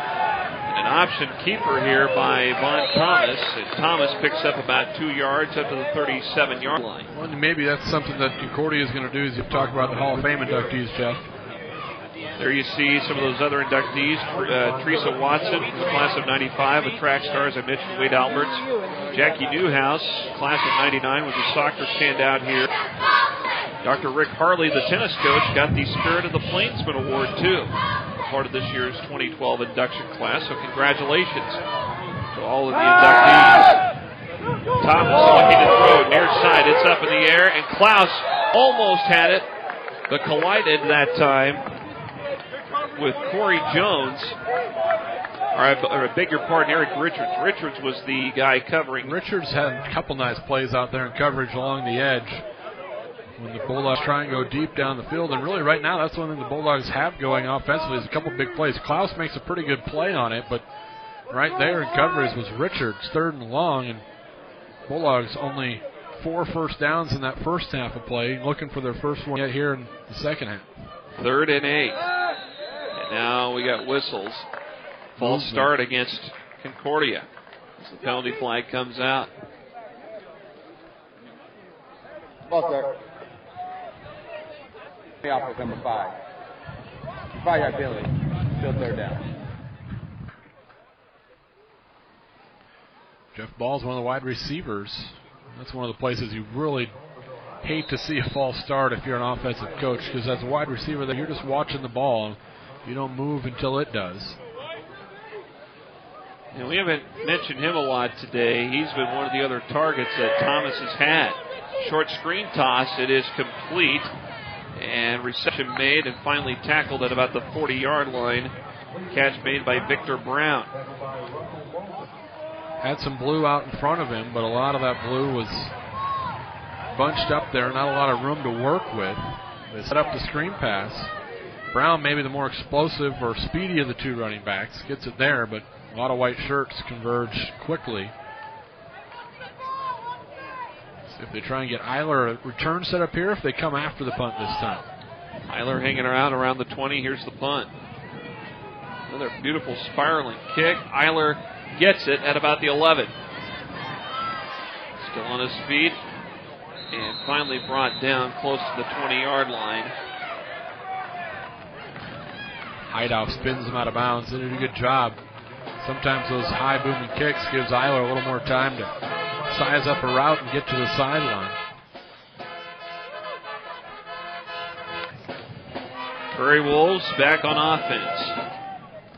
Tyler Francis, we saw him a couple of times early this season and got the first start last week against Dordt after they had the week off following the Northwestern loss here at Abel Stadium, in which Francis came in and took over and commanded the offense for much of that game. Francis keeps it, takes it to the 24. Design draw all the way too, Jeff, for Francis, trying to catch the Bulldog defense coming upfield on the ends. Picks up 4, not a bad play for Francis. Francis, the transfer, of course, came over from Peru State, played down there for the Bobcats. Came in to challenge Hopman. And midway through, found himself in the starting spot. Francis here on second down. Flags come out. Yeah, I think this time Delbaugh got a head start. Yep. Just getting ready for the arena. False start on the offense. Number 6. It's a 5-yard penalty. Second down. Back-to-back false starts by wide receivers for each squad.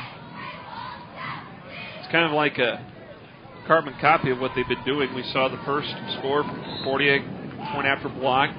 Wesleyan scores, point after blocked. Concordia, false start with one of the receivers. Wesleyan the same thing. So it's kind of catching on here between both these teams. This will be 2nd and 10. Francis will send Erhart in motion to the far side. Concordia's cornerbacks way up and bump and run this time. And it's Erhart. Did he make the catch? Yes, he did. And takes it up to about the 32-yard line. And it's a first down for the Prairie Wolves. Good route by Erhart. Up in press coverage like that. Just ran right at his man. Got him backpedaling. Little comeback route. Makes the catch, hauls it in. First down, Prairie Wolves. It's odd, too. We've seen most of the game Concordia's backs, the DBs, especially the corners, may have been a little soft, like 6-8 yards off the ball, but last couple times they've lined up head up. From the 32. Come blitz. Shovel pass. Looked like Delbaugh took it that time. And picks up about 2 on the play up to the 34.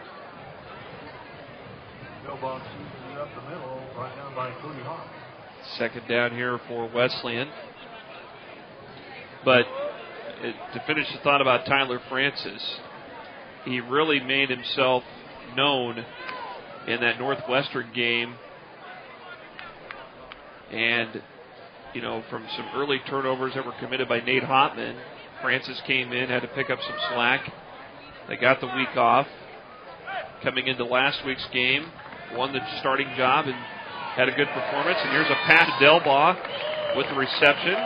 Tackled around the 41-yard line, about a yard short of the first down. 9-yard gain for Delbaugh on that play. You know, for Delbaugh being a vertically challenged guy, he's able to make a lot of spectacular catches. That one, just to the outside, they try to use that speed. Able to haul it in with the one hand and yard shy of the sticks, but a very manageable 3rd and 1 here. From the 41. Offensively, Wesleyan much better compared to where they were at earlier in the game. I think they're going to have to burn a timeout here. Down to 5 seconds on the clock. And they get the snap. Sneak play. Francis jumps ahead. Did he get it? I don't think, judging by the spot from the far sideline, I don't think he's going to get it. Nope, they stopped him. Concordia knew where he was heading. 4th down coming up. And he didn't gain anything. They'll bring out Vandenberg. So they'll punt away.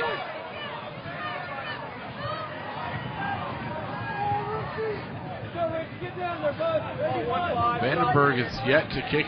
One time, Blessing got a return of 3 yards. He caught it very near the sideline. Otherwise, Vandenberg's been angling him out of bounds all afternoon. Another high booming kick. Blessing on the return. And he is stopped at the 30-yard line. Brett Kotzer over there to help out in the stop. And there's a guy, we've only called his name a couple of times today, but Kotzer has also been one of those guys like Wardeen on defense where he is just such a big leader out there, and he's also been an enforcer at times. And it seems like every time we get ready for a game, the other coaches are worried about where Brett Kotzer is going to be. You know, he's one of the top linebackers in the league. And a special guy, too, because he's good in coverage. He fills the run gaps hard. I mean, he's kind of that tweener guy at that linebacker spot that he can jump out in coverage if you need him to. Thomas here on 1st and 10. And Guillory takes the handoff, and he gets about a yard across the 30 to the 31. You know, there hasn't been a team really this season yet that has pounded Nebraska Wesleyan on the ground. Their front four is so solid that it's just tough to get rushing yards against the Prairie Wolves. The one thing on the defensive side for Wesleyan that's been kind of problematic has been the pass coverage at times. But today, it's been Richards, pretty good. Especially. 2nd and 10. Thomas is a keeper. He takes it to Guillory and takes it up to about the 35-yard line. Let's head downstairs to Brandon. Hey, thanks, guys. Last week when Wesleyan had their first game, they jumped out to a 21-0 lead before the team came back and did a close game, 27-21. So far, the Wesleyan Prairie Wolves are showing off that they don't want to give anything up right now. Their defense is playing hard. They don't want to have the same mistakes that happened last week. We saw Thomas try and run there. See if they try and do that a little bit more. The Bulldogs. Over the middle, pass knocked away, incomplete. Flag down as well.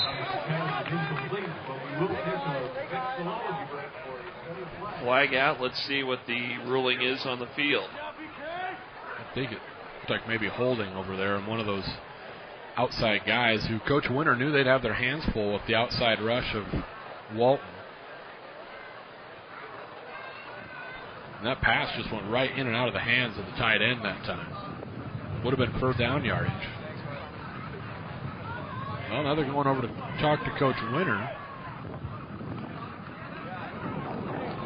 Not sure what we got going on here. Coach Winter's confused as well across the way. The Bulldog offense is walking off. Victor Brakefield's personal foul, hands to the face. On blue, 58. That penalty declined. 4th down. So that time for Concordia. Micah Pomeranke. Yep. Originally out of Seward, but he is a Lincoln Lutheran guy. Yep. So he's played a few games on this field. Yep, he's very familiar with this facility. So 4th down and 5. Concordia will punt. Eiler hanging out around the 25, waiting to return. Look for a fake out of this formation. Nope. Here's the punt. Eiler gets it at the 28. Tries to stutter step and kick out here to the left side. Right side, rather. Back into the left. And is tackled at about the 35-yard line. So Cody Eiler able to pick up as much as he can from the 28. Returns it about 7 up to the, I'll make it 9 up to the 36. Some hard hitting going on out there, and that's one of the things the Prairie Wolves told their guys, just flat out, we have to hit them harder than they hit us. Nothing fancy about it. A couple good blocks there on the comeback, but Concordia has that fake punt. They have their quarterback, backup quarterback, Justin Hahn, in that protector spot. They find that right spot, they might sneak him out for a little run. And it's Dustin Bryant who gets the handoff. Went toward his left, cut back in a little bit, takes it to the 39. Good job of getting something out of where it looked like there's going to be nothing there. Picks up 3 in the play. Bryant just a tough runner. That first half, Bryant, couple catches, 12 carries, 15 out of the 40 touches for Nebraska Wesleyan in that first half. 40 plays for Nebraska Wesleyan, 29 for Concordia in that opening frame. Like I say, the defense for Concordia has been on the field a lot this afternoon, and it hasn't changed any here in this third quarter, which is breezed by again. Davis in motion. Francis looking to throw. Keeper almost had it picked away, and Woods, who was playing center field, almost had an interception. And if Woods hauls that in, he might still be running. Francis didn't see Woods back there, came up to make the play. Jones dropping in coverage as well. Ran Larson out, trying to run the cornerback off, but the safety stayed home. Big third down here, Nebraska Wesleyan trying to sustain a drive here and add to this 3-point cushion. So Francis will send receivers to each side. Here on 3rd and 1. Blitz comes. And the blitz is on, and Francis is stopped. And you got to credit the blitz that time, as Avery Oliver from Concordia came running in and put the stop on Francis. And that'll bring up 4th down. Untouched right off the left side here. See him wrap him up in the last minute. So there was no one to get a hand on Oliver. They've sent some timely blitzes this afternoon. Let's see if Concordia comes after one. Nope. Here's Vandenberg's punt. Blessing will pick it up at the 28. And on the return, gets a short return out to about the 36. And Seth Wardeen over there to stop him. But we had a Prairie Wolf that's down on the field. So the officials will stop the clock here with 1:44 to go in the 3rd quarter. And we got a Prairie Wolf injured on the field. Don't forget you can see all this on replays on YouTube. Just search 21 Sports NWU. You can find all the past broadcasts. And as you're watching, if you're catching us on tape delay, you can watch it live every week via the Nebraska Wesleyan Athletic website, NWUsports.com. So you watch here during their streaming link, so available live as well during each contest from Abel Stadium. All Nebraska Wesleyan's fall broadcasts on if you're a Prairie Wolf fan following them. 1:44 to go, 3rd quarter. Time for a break. Back to Abel Stadium after this on 21 Sports. Your life is what you make of it. In Lincoln, some are making it fun. Some are making it successful. Others are making it vibrant, refreshing, economical, creative, interesting. They're making Lincoln home. So, make it young. Make it a family. Make it a booming career. Make it whatever makes you happy. Make your life right in Lincoln.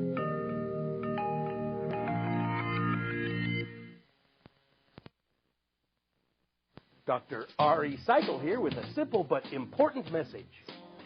Recycling starts at home. That's right. It's up to you to take the first step. Setting up a home recycling system is easy, and you don't need much space.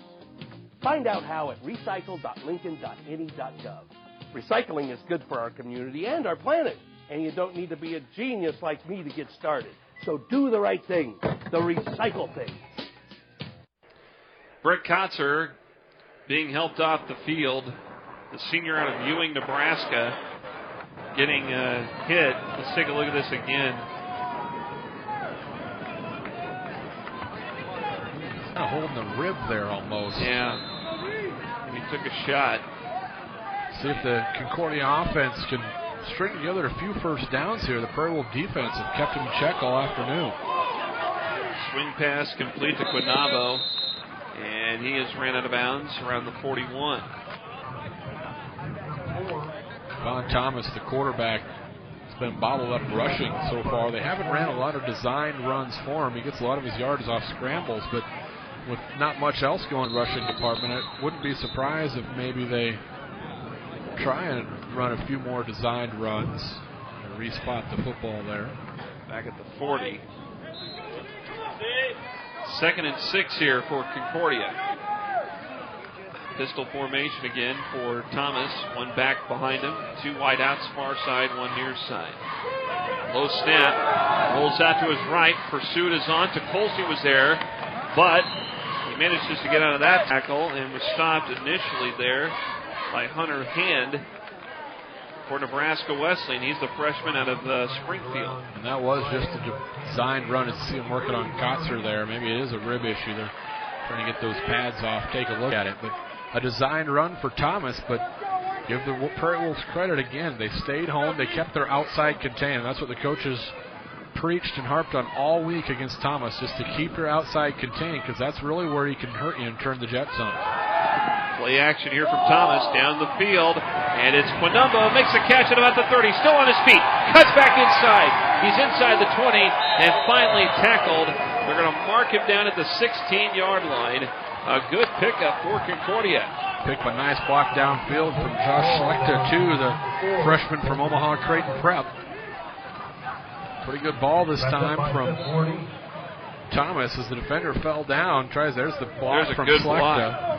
So take a look right here. Schlechter, perfect block. Doesn't get 4 or 5 extra yards inside the 15, right at the 15-yard line. Concordia knocking on the door, but again, off of a big play. Have a hard time stringing together plays. 22 seconds to go in this quarter. Smith in motion. What do we got here? Timeout taken by Concordia. 18 seconds remain. Concordia. In this third quarter, 9-6 Wesleyan. Back to Abel Stadium after this. Hi, I'm Fred Olds, president of Nebraska Wesleyan University. This year we mark an important milestone, Nebraska Wesleyan's 125th anniversary. Join us on campus this fall for our anniversary kickoff celebration and homecoming activities. In addition, our students, faculty, staff, alumni, and friends will collectively take on a challenge to give 12,500 hours of volunteer time to community service. Check our website for event schedules, stories, and photos of today and yesteryear. All of us who share a sense of pride and ownership in Nebraska Wesleyan University have a wonderful opportunity this year to reconnect with friends, students, professors, and staff, and to celebrate all that we have accomplished together. I look forward to seeing you soon. 18 seconds to go here in this third quarter. Prairie Wolf defense trying to buckle down here. Drive Concordia down to the 16 of Nebraska Wesleyan. Without Brett Kotzer right now on the defense, came out of that injury. Another play action here. Thomas looking to throw. Catch is made. And by the tight end. Schlechter again. Yep, it was Josh Schlechter who made the catch. Up from Kenner, Nebraska, between Blair and Omaha, as you mentioned. He's a Creighton Prep product. He took a shot there, too. Big kid, bounced off, able to haul it in. Good-looking freshman for the Bulldogs. Bulldogs in the red zone as we go to the fourth quarter. Yep, time expires. We're through 3 quarters here. And the fourth quarter is upon us, and it's a close one. Nebraska Wesleyan holding on to a 9-6 advantage on Concordia. Fourth quarter is coming up after this on 21 Sports. 47, deciding to start Jimmy John was a big surprise. I'd been a stockbroker for 25 years. I ate at Jimmy John's on the way to see my son play soccer. I knew that was my life's passion, to open sandwich shops. I own 15 stores now. I love that I can get up each day and have new challenges to conquer and new places to go and new people to meet. To really grow my business and get to the next level, I have to have a bank that stands behind me. Thanks to Union Bank, and realize my dream.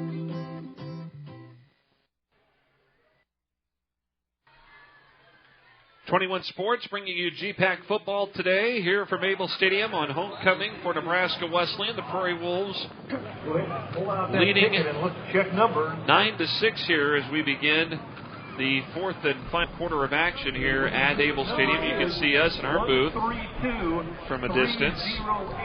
First full season we've had in the completely finished booth, and it's a great addition. Let's head down to the field. Here's Brandon. If you would, please go down the railing and see that good-looking guy in the gray T-shirt. I think we'll wait for Brandon we'll chat with him after this next play.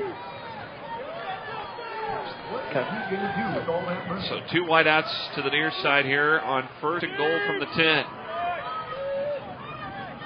Thomas from the gun. And it's a handoff. Short gain that time for the ball carrier, Victor Brown. Let's head back downstairs to Brandon. Thanks, guys. I am down here on the sidelines next to Brett Kaxer, and it's not looking too good for the linebacker. They had about 3 or 4 trainers looking at him. He needed help and assistance just getting his shoulder pads off, and he's not looking very good. He has his head down. A couple players went over to console him, see how he was, and all he did was keep shaking his head. I would say it's doubtful he returns for this game. I'm taking a rib shot there. Here's a play-action toss, and it's broken up by Reeves. incomplete pass. The pass intended for Will Cox. And so, I tell you what, Will Cox became a defender quickly as there was pressure that forced Thomas to unload that one early. 3rd and goal now. The Bulldogs trying to take the lead rather than tie it with a field goal, but Cox did a good job as a defender. There you see Kotzer still getting checked out and worked on. So 3rd and goal. Quinabo in motion to the left side. Another play action. Thomas looking to throw, airs it out in the air, and it goes intercepted. Cody Eiler. You talk about a tip drill. Michael Hittner had a hand on it, bobbled it around, and Cody Eiler's there to intercept the pass. And it was great work by them in the back of the end zone, but up front is really what's forcing some of these throws by Von Thomas. Pressure came. Look at Thomas. He's got a beat on him. There's nowhere to go with it. Kind of just a jump ball back of the end zone. Need to put it a little bit higher, or if his man can't catch it, no one can. Here's the pressure coming. And that's just a little bit underthrown. Thomas has got to throw that one away if his man can't get it, so they have a chance to tie it up. And that's eerily reminiscent of earlier in the season against Briarcliff. They had a chance to tie the game or go ahead with a touchdown in the last 30 seconds. And same thing, didn't quite air it out far enough in the end zone, and Briarcliff escaped with the win. Here's Francis airing it out far side, looking for Pieper, who missed the catch.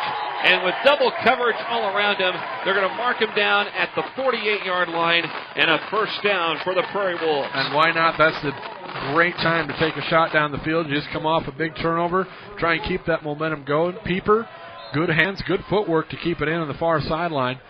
Nice big gain, 47 yards, or 37 yards out to the 47, excuse me.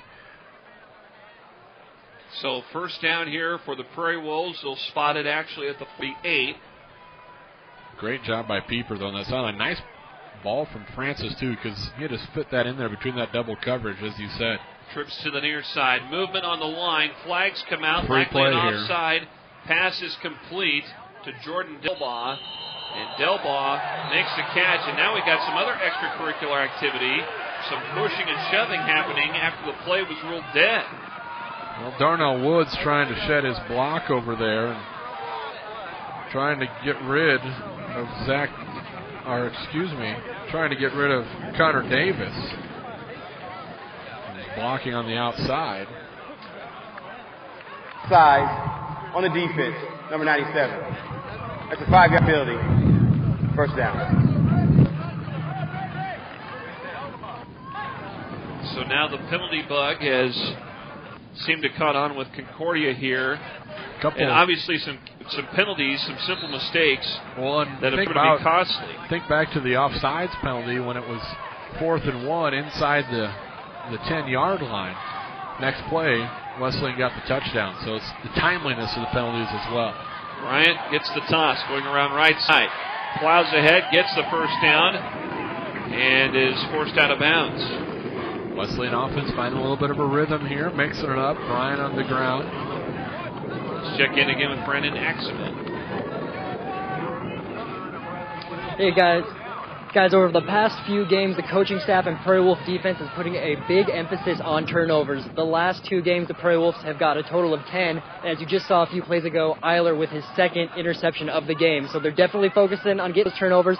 And not only are they focusing, but they're succeeding in trying to get what they want. And that's 12 turnovers in the last 3 games. And that's a huge statistic to keep in mind with that defense as Delbaugh gets the swing pass from Tyler Francis, and Delbaugh takes it inside 35, and he's tackled at the 33-yard line. Well, it looks like Delbaugh is going to be dropped after that, long flare-out pass, but he finds a way to squirt through there. Take a look. Looks like there's plenty of blue shirts, but he zips right by, picks up 6 more yards.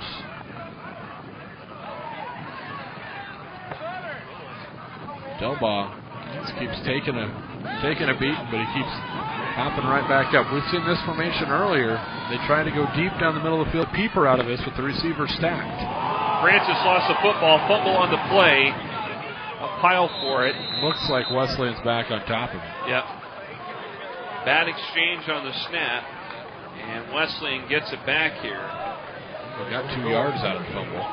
Now Francis never had this one from the get-go. And he actually got a hand on it. Dives back in there.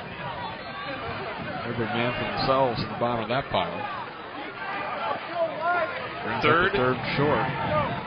This is from the 32 of Concordia.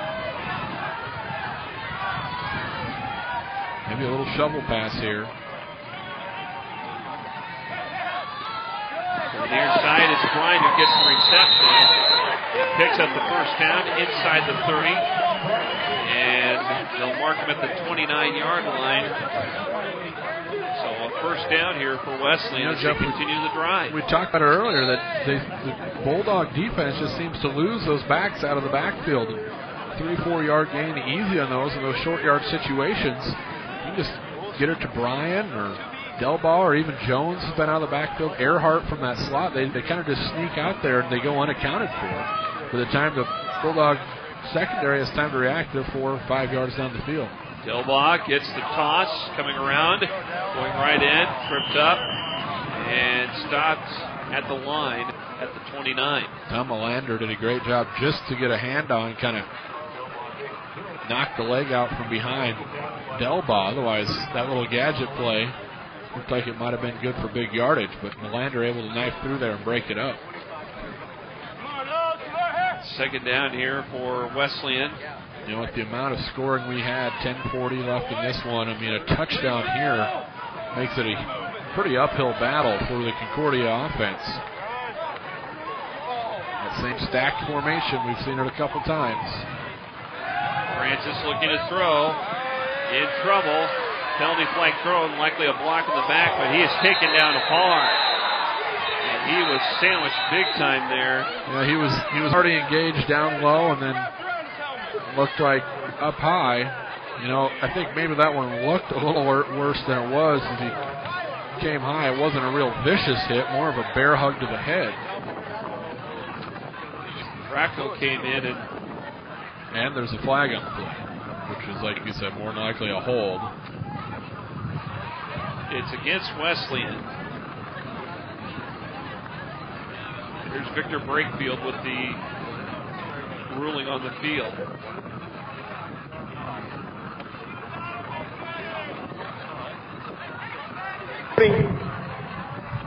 On the offense, number 56. That's a 10-yard penalty. Still second down. Clint Baldwin is guilty. Looks like. I'm not sure if there was a 56. The one that we there have you see it. Looks like 65. 65. That could be Barteldis. Yeah, I think Barteldis was the guilty party. You know, Baldwin didn't look good there, but at that point, you know, Francis has given himself up as a runner, trying to gain yards. Francis looking to throw. In trouble again. And around and tackled for a loss is Avery Oliver coming in to put the stop on Francis. And it's all the way back at the 46-yard line. Oliver with his second sack of the afternoon. Came on a blitz again. Shows some good speed off the edge. Stuck with it, came all the way across the play. Just kept pursuing, got chipped a little there, came back, wrapped him up. 2 sacks for Oliver. Oliver, just a freshman from San Antonio, Texas. 3rd and long.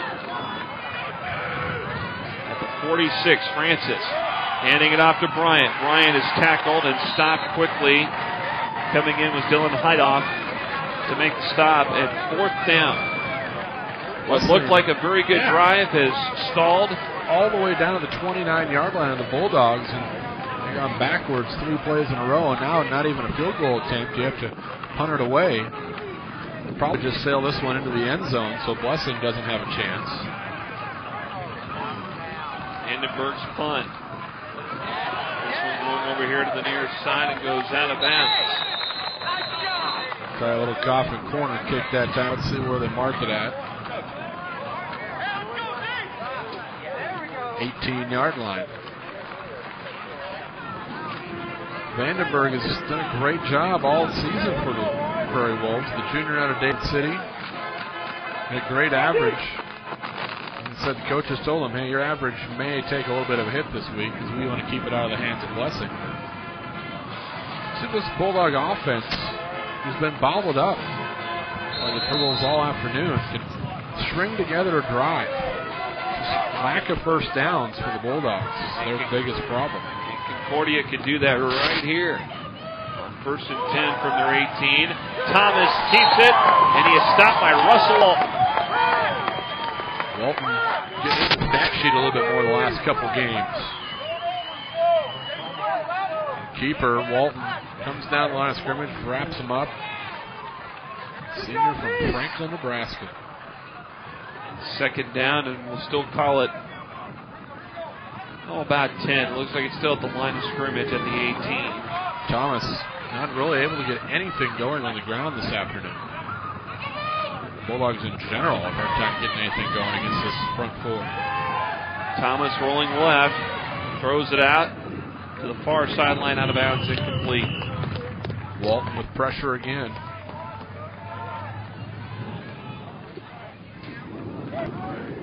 Veteran of this ball club, Walton has had a pretty good career here at Nebraska Wesleyan.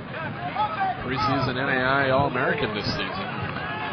Said the stat sheet may not reflect it, but he's playing every bit as solid as he has in the last couple of years. It's just that he's drawing double teams. 3rd and 10 again. Looking to throw. Pass to Smith, complete. Wrapped up by Cody Eiler at the 33-yard line, a 1st down. Nice timing route that time. Smith, just a little comeback. Is now the Bulldog offense going a little more quicker pace than usual at the line. They usually don't huddle up much, but here's that replay. Good route by Smith right in front of Eiler. From the 33. 7:40. Time necessarily not your enemy yet, but got to start to be cognizant of it. Pistol formation here with a slot on the left. And Guillory takes the handoff, and Russell Walton company over there looked like it was Phil Latimer that had a stop on him too. Yeah, it's just a broken record though. I mean, you try to run the football, not just the Bulldogs. I mean, any team this year, you're trying to run the football in Nebraska Wesleyan, and it's just hard to do with Latimer and Walton, all those guys up front. Morningside couldn't do it. They're one of the top rushing teams in the nation. Held them to 60 yards. Quinabo in motion. Flags come out. Thomas rolling to his right. Looks downfield. And he goes out of bounds. Maybe an illegal shift here. Coach Winter across the way, shrugging his shoulders, trying to figure out what it is. Good contain, Jennings. Bigger formation on the offense. 5-yard penalty. 2nd down. Not had enough guys on the line of scrimmage at that time.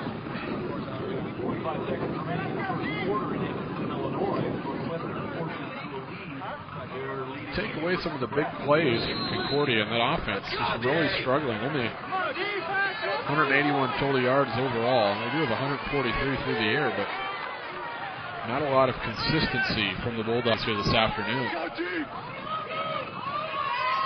This is 2nd and long. Thomas looking to throw, and it's almost picked off. Michael Hittner was right there, in line with it, and just could not catch it. Sometimes it's just too easy. Thomas, I'm not sure where he was going with this. Severely underthrew Quinabo. Hittner just almost wasn't ready. It was so underthrown. So instead of Wesleyan ball, it's still 3rd and 16. Bulldogs need a big play here. Clock becoming an enemy. 6:42 to go in the game. What do we got? Someone, I think, is taking. Oh, play clock was reset.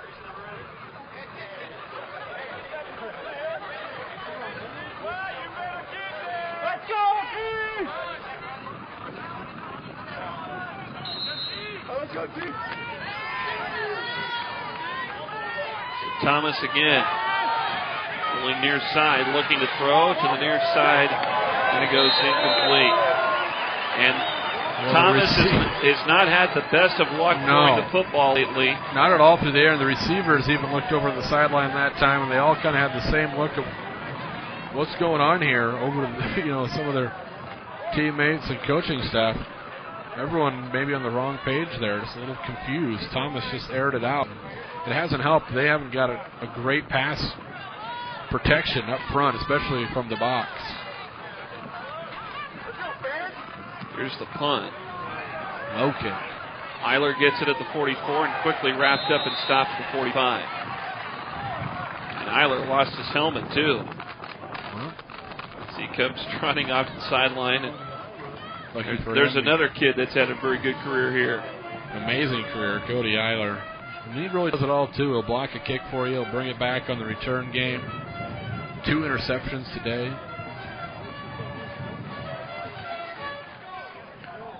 Offense gets together another one of those drives here. They can string together a couple of first downs, run some time off this clock, and kind of put it out of reach here for Concordia.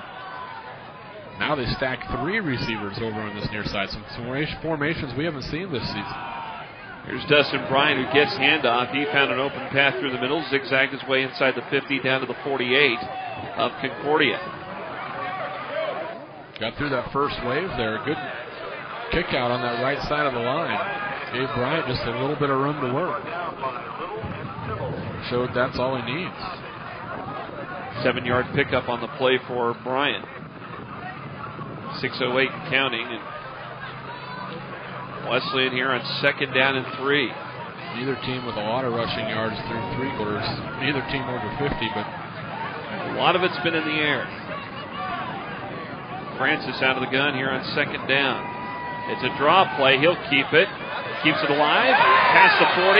Still on his feet. Francis down to inside the 30 at the 29-yard line on that quarterback draw. And again, we talk about how he's got good footwork. It does. It doesn't look like it's quick, but he's got some good looks footwork. like I'm playing Super Nintendo football back in 1992, and I keep hitting the spin button. No, I'm gonna spin here. I'll get a few more yards, and it's almost like he's sprayed down with Pam or something. The tacklers just keep sliding right off of him. The ever elusive Francis, an impressive run.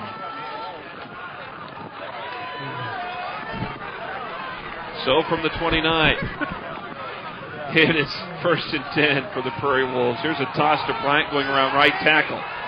Up to the 25, tries to cut back in and finally stopped short of the 20. And we got an extra flag thrown in. This may be either coming in late. Sportsmanlike conduct. Might be a little late hit, or is there a hold somewhere that they saw coming into the back? No, it looked like some extracurricular activity. Oh yeah, maybe so a little late hit, Jeff. It seems like out. More often than not today, when that back judge has come in with that flag, he's seen a hold somewhere. But I'm with you. It's kind of a mass pile over there. Let's see what Victor Brakefield saw. A foul, face mask on the defense, number 9. Yep. The penalty is assessed at the end of the run. Half the distance will go automatic.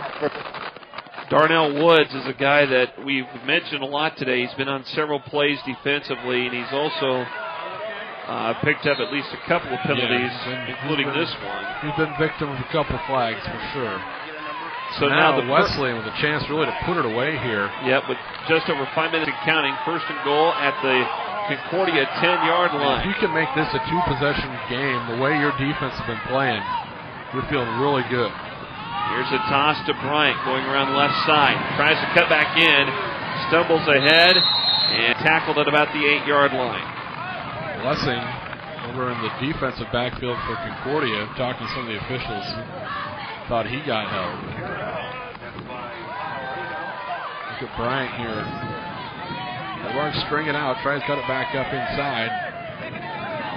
See the Bulldogs really going for that football. Bryant did a good job protecting it, locking it in tight.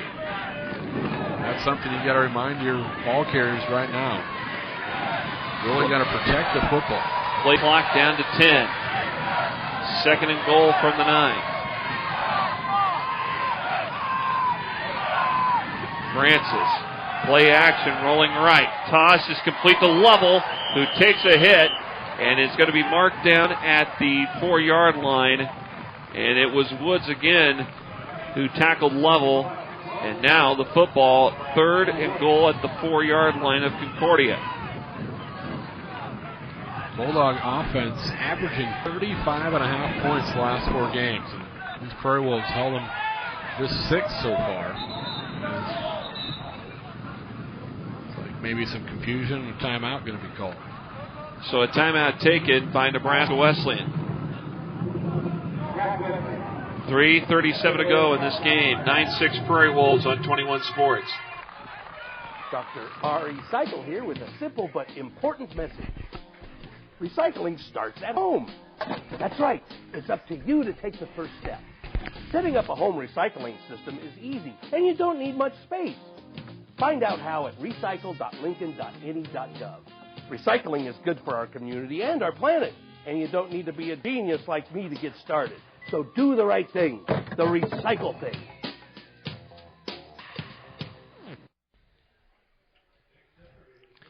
So with 3:37 to go here in this ball game, the Prairie Wolves up by 3, 9-6. They have the ball, 3rd and goal at the Concordia 4-yard line, and a chance to put this thing away. And you know, here at home against Concordia, the Prairie Wolves very tough. 13 of the last 14 games here, they've come away with the victory. So they feel good about playing the Bulldogs here at Abel Stadium. So after the timeout was taken, Wesleyan will come out. The play clock started here. They're huddled up on the sideline, 20 on the play clock. So they got to hurry up and get to the line. Down to 13. They're still trying to get set up. We're down to 10 on the play clock. Out of the gun, 3rd and goal. Down to 5 seconds on the play clock. Line in motion. Snap to Francis. Drop back pass is complete to Erhart in the end zone for the touchdown.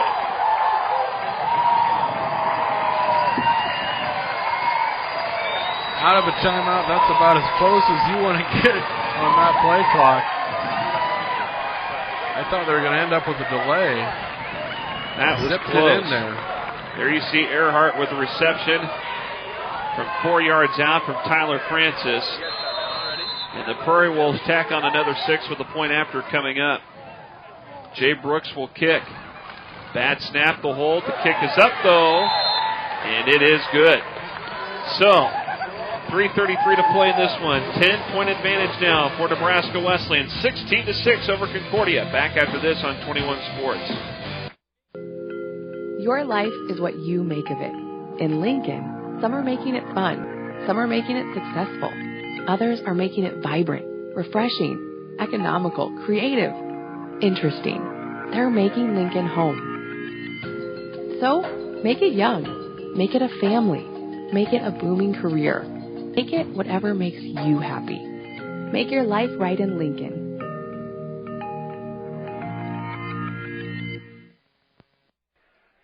There you see Tyler Francis, who threw a touchdown pass to Brooks Erhart from 4 yards out. And with 3:33 to play in this game, the Prairie Wolves have a 16-6 advantage. There you see Tyler Francis, a sophomore from right here in Lincoln. Right up the street, went to Lincoln Northeast High School. We've seen the Prairie Wolves do it to a lot of people. They'll get a score maybe late and come back with a return game. So you got 2 dangerous guys back there for the Bulldogs, in Smith and Blessing. So the Prairie Wolves got to remember to really contain here, bring that ball carrier down. They don't want to see the opposite side of that evil return game. Deep kick. That's one way to do it, just kick it out of the end zone. Aaron Lorraine, a booming kick. That's the deepest we've seen Lorraine boot one all season long. The flag is pretty much hanging with no breeze behind. Every once in a while it'll kick up, but Lorraine got a leg into that one and negated any return possibility. And that's Concordia at that point, they're looking for a quick score in a return game. Otherwise, This is an uphill battle with 3:33 left, and you got 75 yards to go, and your offense hasn't been able to string together really a consistent drive all afternoon. So Concordia has 3:33 to work with. Play action from Thomas. Far side catch. Quinabo makes it. Gets enough for the first down. Well, he's been the bright spot in the passing game. They've went Colten's way quite a few times. It moves the chains.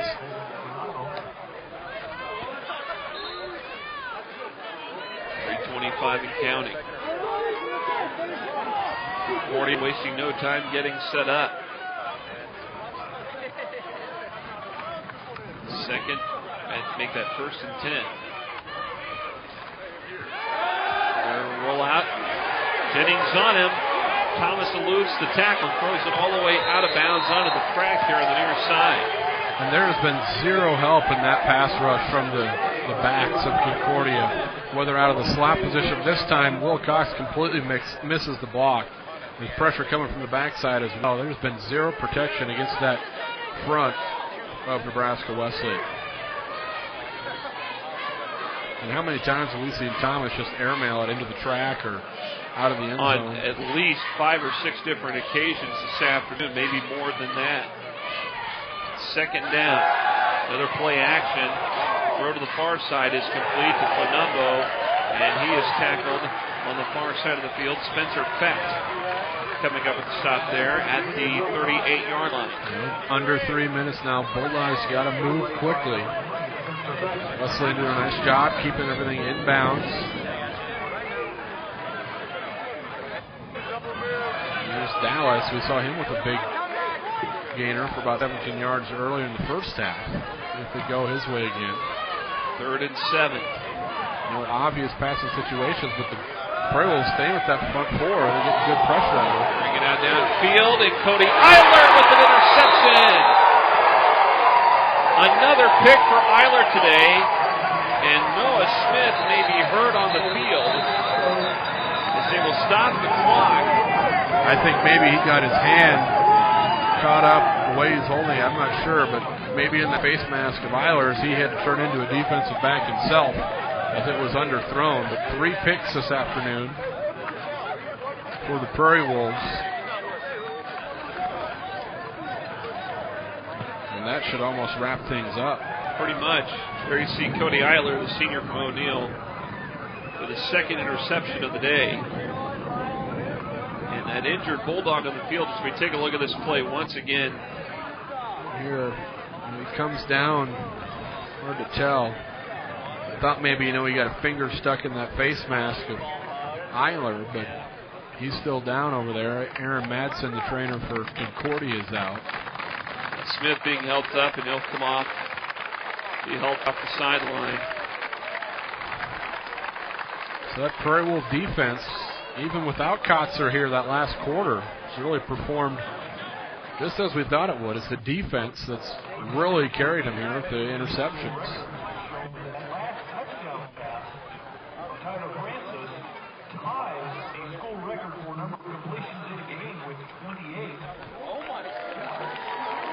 I think we're just hearing word that Tyler Francis has tied the school record for completions in the game.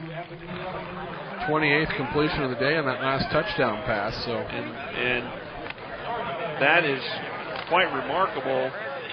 And again, Francis is only a sophomore. And back out he goes on offense. So from the 28, 1st and 10. Set up in the I formation. Bryant takes the carry, jumps ahead to about, back at the line of scrimmage at the 28. Back down to Brandon for more. Brandon? Hey, Jeff and Lucas, we talked about at the start of this second half that this Bulldog offense averages 35.5 points a game. They've only been held under 20 points once all season, and that was 17 points in last week's win. So it appears that the Prairie Wolves are going to hold the Bulldogs to the lowest scoring total of the entire season at 6 points. And when you do that, you got to think you're going to win a lot of games. And you got to credit the defense. And Brandon, thank you for that update. And you got to credit the defense for being so good and making some big plays and stopping that attack. Well, you see the interceptions, Francis under center here, but here's Here's Bryant. Takes it on the carry past the 30 to the 31-yard line. As I finished the thought, Jeff, you see all those interceptions, but really a lot of the damage has been done up front. It's been Walton and Latimer and, Cox sort of coming through on some blitzes now and then that have really frustrated the Bulldogs' passing attack. Von Thomas hasn't had time at all back there, and that's forced some of his errant throws. Timeout on the field. Minute 28 to go. 16-6 Wesleyan on 21 Sports. I'm Fred Olds, president of Nebraska Wesleyan University. This year we mark an important milestone, Nebraska Wesleyan's 125th anniversary. Join us on campus this fall for our anniversary kickoff celebration and homecoming activities. In addition, our students, faculty, staff, alumni, and friends will collectively take on a challenge to give 12,500 hours of volunteer time to community service. Check our website for event schedules, stories, and photos of today and yesteryear. All of us who share a sense of pride and ownership in Nebraska Wesleyan University have a wonderful opportunity this year to reconnect with friends, students, professors, and staff, and to celebrate all that we have accomplished together. I look forward to seeing you soon. So, 3rd and 7. Erhart in motion. And it's a reverse. And it's Delbaugh who takes it to the 35. And he is stopped at about the 38-yard line, maybe enough for a first down.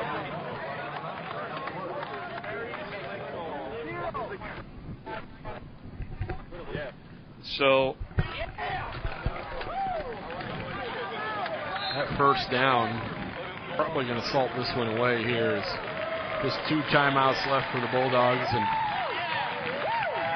see the hands on the hips and the heads hanging low over there. They coming off a big win against Northwestern, that win that maybe they've been looking for to turn that program around, to get that signature win. They were hoping to ride that high in here, and like I said, when these two teams play, you pretty much throw everything out the window. It's always going to be a battle. Bryant gets the handoff on first down and takes it ahead past the 40 up to about the 43-yard line. 39 seconds and counting. Play clock down to 30. One more play here, about a 5-second differential play to game clock, and this one will be in the books in Concordia.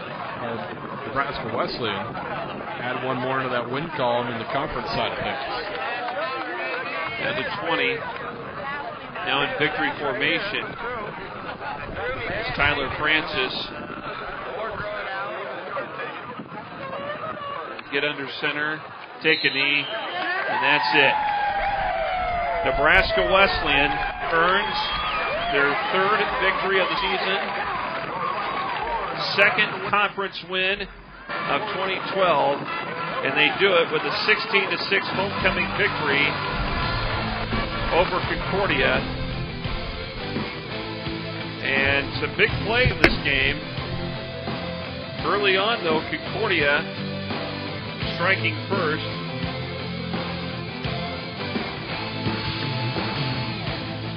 But some big plays, too, on defense from Concordia early on.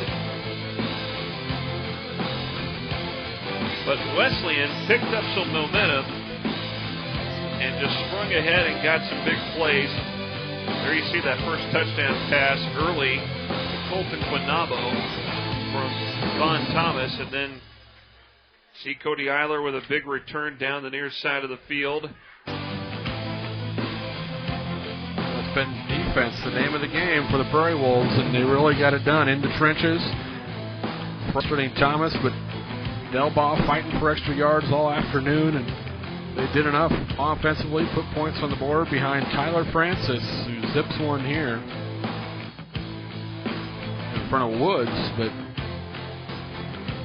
in the end, it was the 3 turnovers by Concordia, too many to overcome for the Bulldogs. The Prairie Wolves used some tough running, kind of salted things away with some long sustained drive there in the 4th quarter. Yeah, and that's what it took. And, Dustin Bryant had a great game today. He scored a touchdown. And, again, the passing game was on target for Wesleyan this afternoon. And the offensive attack in the air for Concordia trouble at times through the course of the game as well. Yeah, Thomas not on target this afternoon, unable to hook up with receivers as he has maybe earlier in the year. Struggled to find any consistency. There's that final touchdown pass, Brooks Erhart. In the record books. From Tyler Francis on a 4-yard toss. And there you see the Prairie Wolves toward the south end of the field, huddling up, rallying together, and looking to talk things over about their victory. Let's head down to the field. Let's check in with Brandon. He's got Coach Keller standing by. Brandon? Brian Keller. Hey, I'm with Coach Brian Keller right now, coming off a big win, just snapping a 4-game winning streak by a great Concordia team. They came off a big win last week, beating a ranked opponent. What do you do coming into a game like this, and how do you game plan for this sort of result? Well, we've been playing really well ourselves, and we took Northwestern to overtime, and so we've been playing, I think, extremely well ourselves, and we just had lost some close games, and now it's turning our way. Can you talk a little bit about the quarterback, Tyler Francis, in his second start? Already tied a completions record. What type of player is he? Is he kind of a bright future coming up for the Prairie Wolves for a couple of years? Well, I didn't realize that. How many completions did he have? I think they said, I heard 28 over the loudspeakers. Okay, well, very good. Yeah, no, Tyler's got a great arm in that. He's still just learning our offense. He's new to our program, just came in the spring, and he's got a great group of receivers there, and guys gave him time, so there should be some great things that are happening. And I think, looking at the stats, the Bulldogs' lowest scoring total before this game was 17 points. You held them to 6. You had a great defensive effort by Cody Eiler with 3 interceptions. Can you just kind of talk about the mindset? Because you had 10 interceptions in the previous 2 games. You've been really focusing on that. Cody Eiler seems like a great player for you as well. Well, when you talk about Nebraska Wesleyan, you talk about defense, and that's the first thing that comes to mind. That's something we've always prided ourselves on, even way back when I played here. So it's been going on a long time. But great defense. Cody is an extremely gifted player and just made some huge plays, and that's what you want from a captain and a senior. Hey, Coach, thank you so much for the time. Appreciate it. Appreciate 21 being here. Thank you. All righty, then. Thank you to Coach Keller. Again, a great victory here on homecoming. That's a great way to cap off a great homecoming weekend with a big victory on a rival as Nebraska Wesleyan wins 16-6 over Concordia.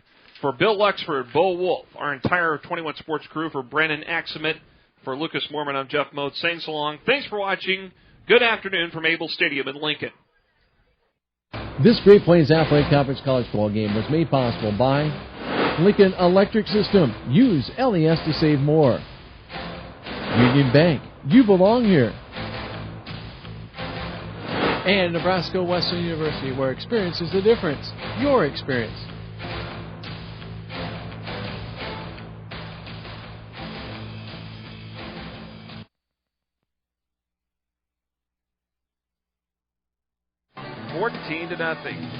A look back at what happened in the game. There's that 33-yard return for an interception by Phil Schroer. There's a completion there to Drew Burson. Former Pius X standout Dan Bargan with a run earlier today. How about this from Zach Raby? Pretty acrobatic. And Raby with a touchdown pass to Ben Iskey. That was the first score of the game in the second quarter. And then the big 66-yard touchdown run from Jordan Stutzman that gave the Prairie Wolves the lead 14-0. And that happens to be your final score this afternoon from Abel Stadium. I want to say thanks to our entire 21 Sports crew for a fantastic job today here on a gorgeous day in Lincoln. Thank you for watching this on 21 Sports and also on KOLN, KGINDT on My TV. We hope you enjoyed the game this afternoon. The final from Abel Stadium. Nebraska Wesleyan 14 and Hastings nothing. For Bill Luxford, our entire 21 Sports crew, for Josh Jorgensen, I'm Jeff Mote saying so long and thanks for watching. Today's 21 Sports presentation of Great Plains Athletic Conference College Football was made possible by Lincoln Electric System. Use LES to save more. Union Bank. You belong here. Nebraska Wesleyan University. Strong academics are only the beginning. KOLN, KGIN's My TV. Time Warner Cable, a local company providing the best in home entertainment and communication. And 21 Sports, your home for Lincoln High School and college sports.